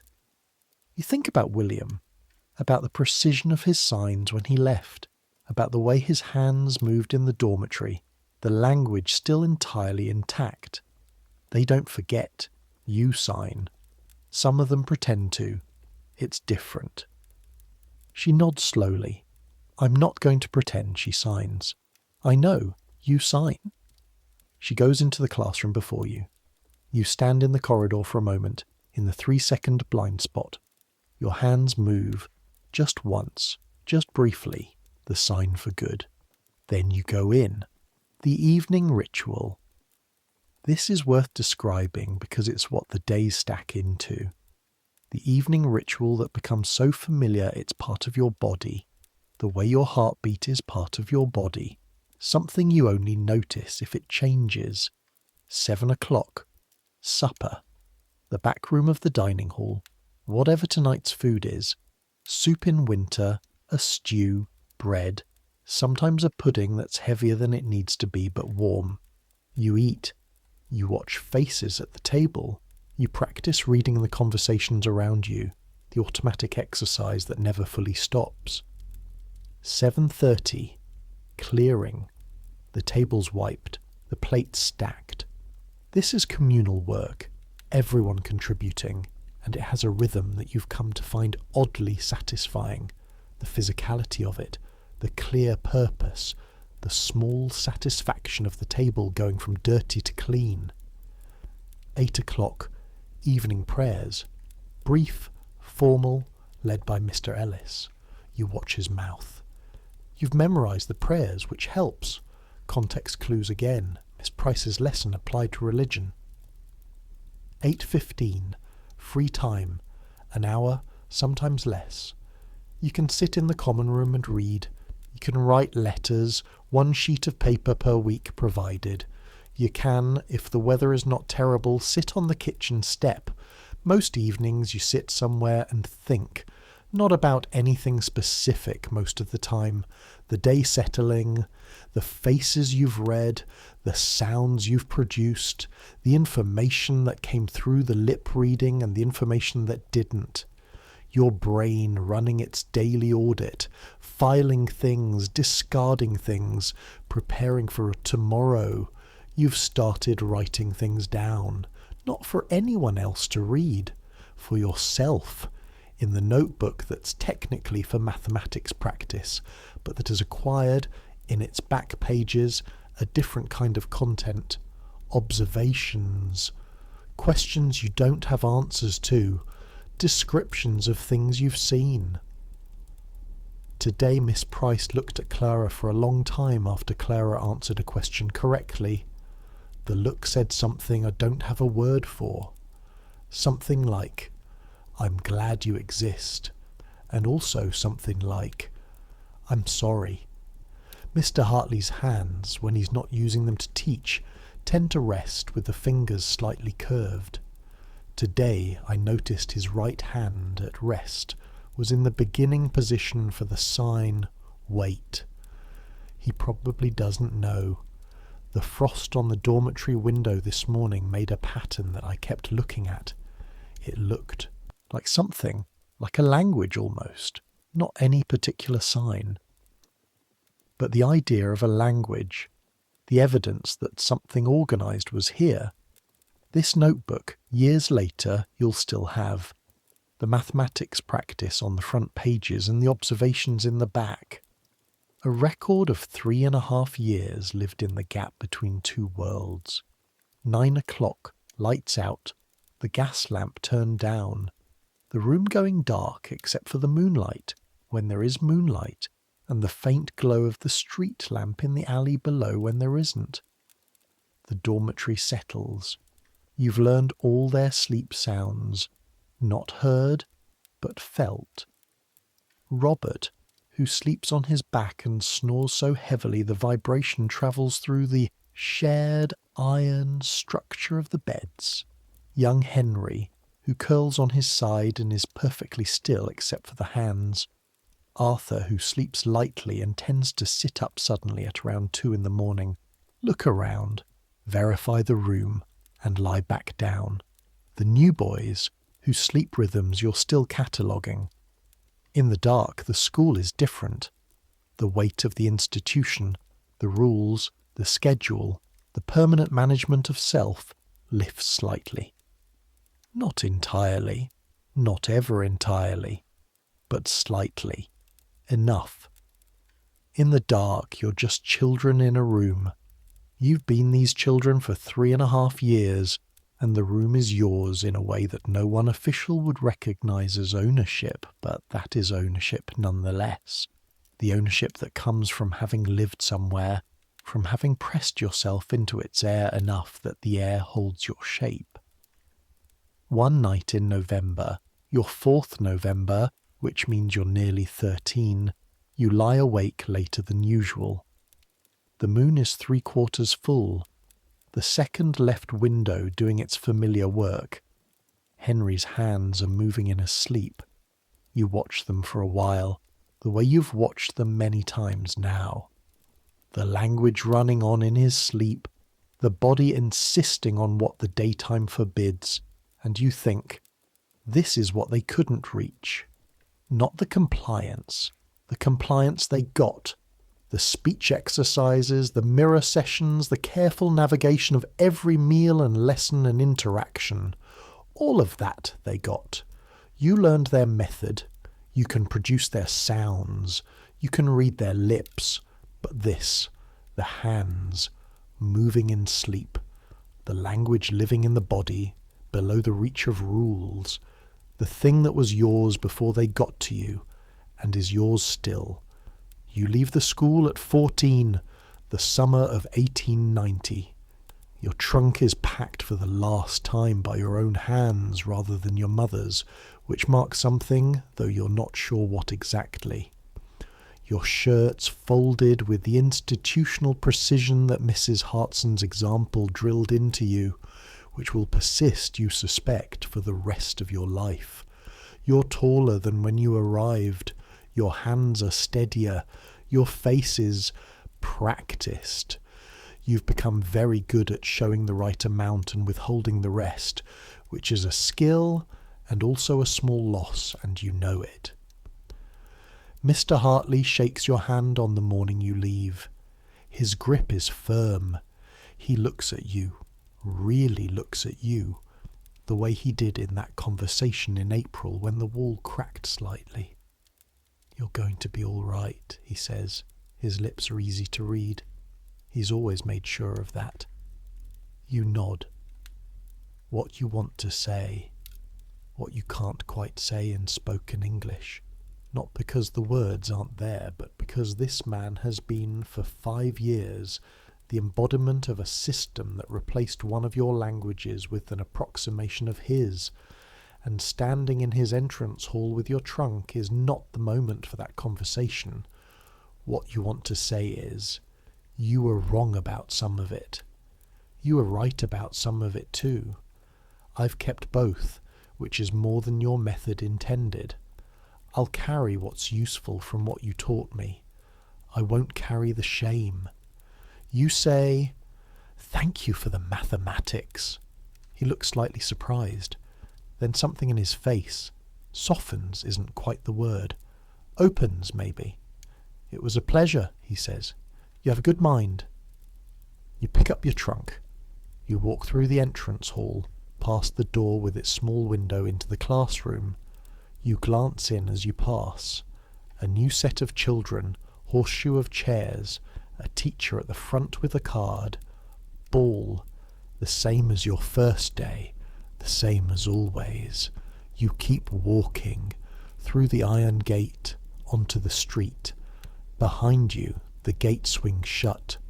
You feel the vibration of it in your boots, same as the first day, except going the other way, the years after. You go to work for a printer in the city, the father of a colleague of William's who knows how to work with deaf employees and has, over 20 years, developed a fluent working relationship with the community. His name is Mr. Samuel Archer. He's a blunt, practical man who treats you exactly as he treats his hearing employees, except that he faces you when he speaks, and has learned, without being asked, to get your attention with a tap on the shoulder rather than calling your name. He has no idea what this means to you. You don't tell him. But you work harder than anyone else in the shop, because some part of you understands that competence is its own argument, that every job done well is evidence in a case that's still being made. The print room is loud, or so you're told. You know it from the vibrations. The presses shake the floor with a rhythm that you learn the way you learn the rhythm of the school building, by the different quality of each machine, the particular signature of each press in the particular floor. You know when a press is running wrong before any hearing worker notices, because your feet feel the change in the vibration pattern before their ears register the difference in sound. Mr. Archer starts asking your opinion about the presses. This is not something he ever does with the other apprentices. You lock type into the chase. You feel the resistance of the type against your fingers, the slight roughness of the lead, the slightly oily residue of the ink, the satisfying click of everything settling into position. You set the press, you check the registration, you read everything you print. This turns out to be important. You catch errors, typographical errors that hearing workers let slip past because they read aloud in their heads, and the sound of a sentence can mask its visual wrongness.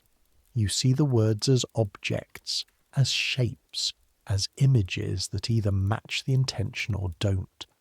Mr. Archer promotes you within 2 years. Arthur, when he leaves the school, becomes a clerk for a charitable society in Holborn. He's methodical with numbers, precise with letters, and his spoken English, after 7 years of drilling, is good enough that in an ordinary office interaction, most people don't register his deafness immediately. Some never do. Not passing, not that word which carries too much of the wrong weight, more like effective. He has built from the materials available to him a system for being in the world that works. That gets him through the day. That pays his rent. He has a deaf friend, a woman named Margaret, who works at a milliner's in the Strand. They sign to each other, full fluency signing, the kind that hasn't been available to him since William left the dormitory. the kind that lives in the whole body, with the grammar and the humour and the specific pleasure of a language that fits perfectly. He signs differently with her than he speaks with his hearing colleagues. Both are real, both are him. He's figured out the difference between adapting and erasing, which is a distinction the oral method never taught, and that he had to find himself. Henry, 9 years old when you left, with the stuffed rabbit still under his pillow and the Dickens novels stacked under his bed. Henry stays at the school for 5 more years. He becomes, in Miss Price's assessment, written in the letter she leaves when she finally departs in 1894, the finest reader I have ever taught, not just for a deaf child, for any child. He goes on to train as a teacher. It takes longer than it should, because the training colleges for teachers of the deaf in the 1890s are deeply committed to the oral method and deeply suspicious of anything that looks like signing. He navigates this with the same patience he applied to the speech exercises, not fighting the institution directly, just finding the space inside it to do what he means to do. He gets his own classroom in 1898. He's 20 years old. He puts a mirror in it, not for watching mouths, for showing the children what their faces do when they read something they love. The children in his class learn to read at double the rate of children in other classes. Nobody official asks him why. If they had, he would have said, "Because I teach both.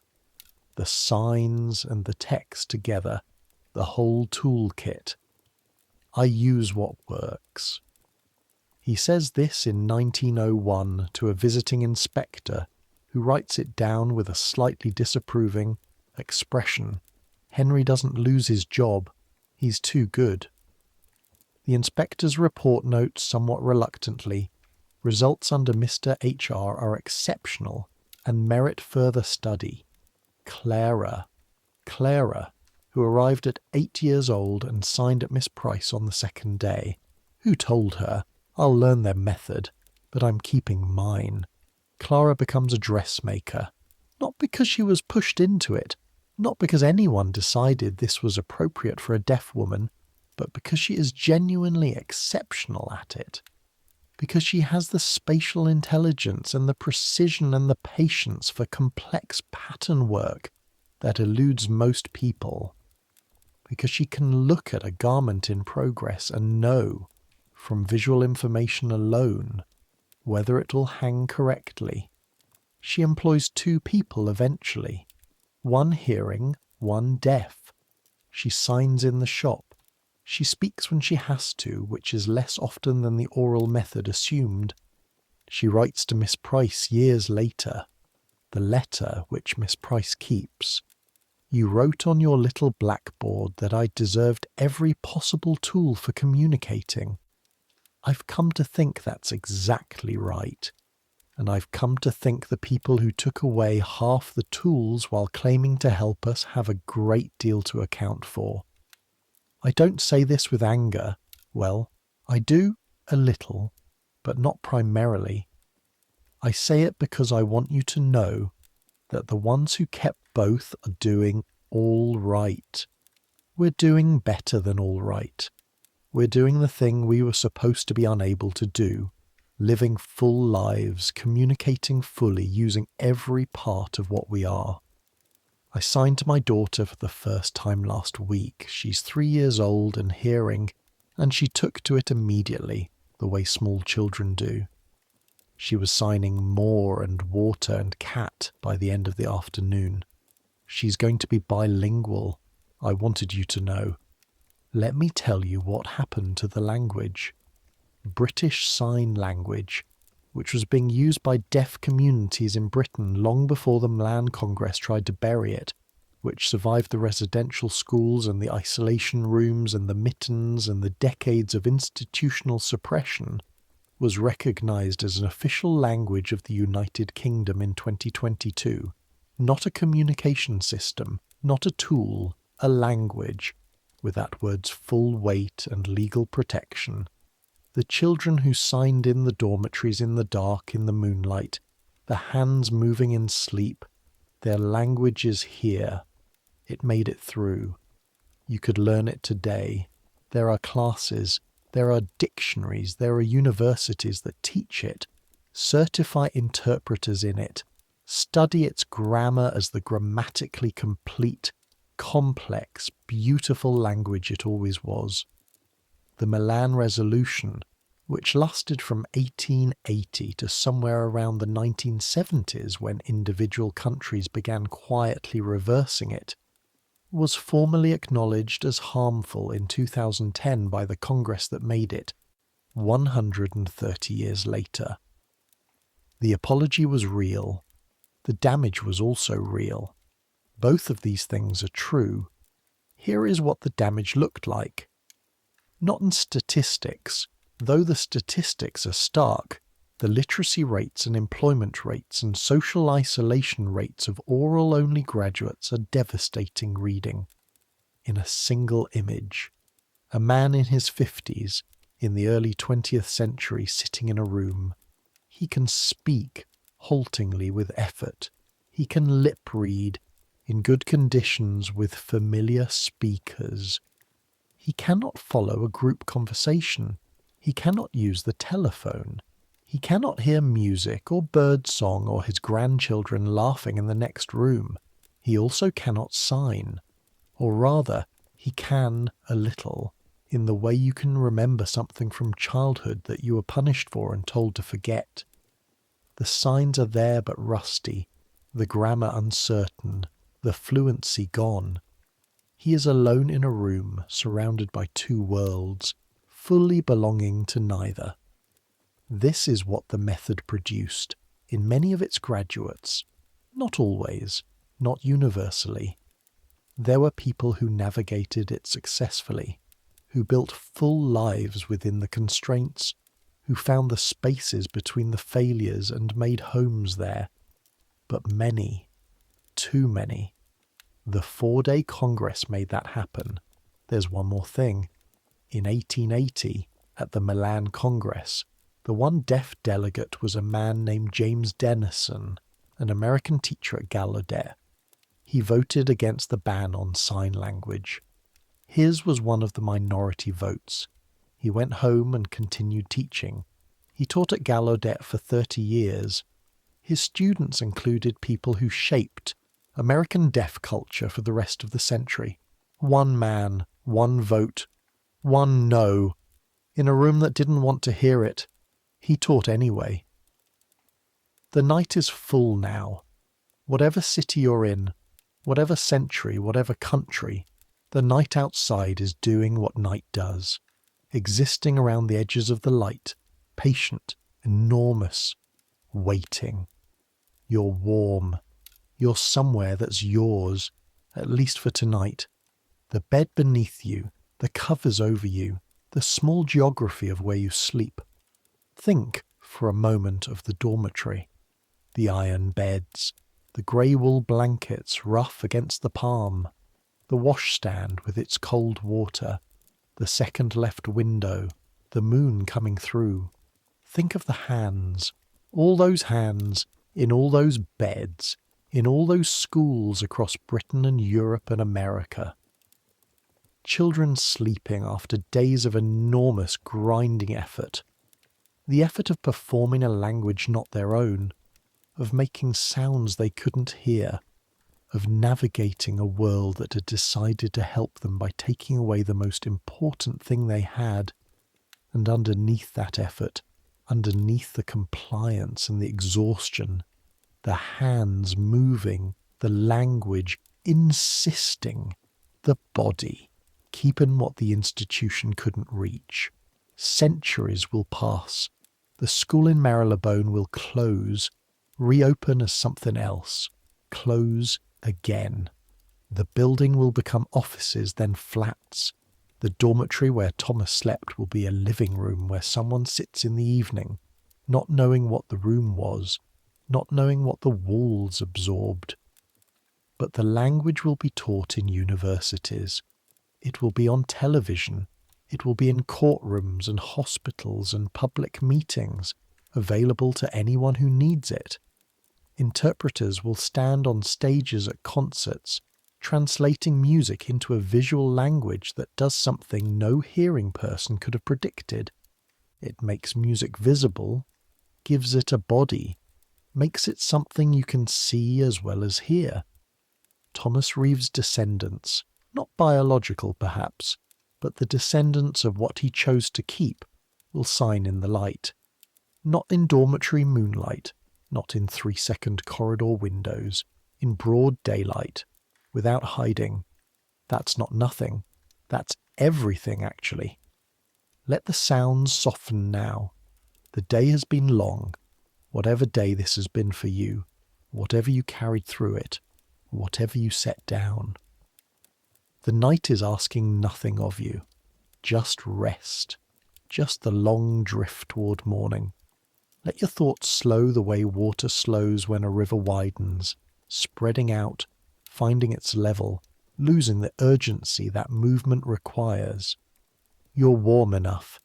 You have what you have. Roof, rest, the particular small comfort of a bed that knows your shape by now. That's more than a lot of people have.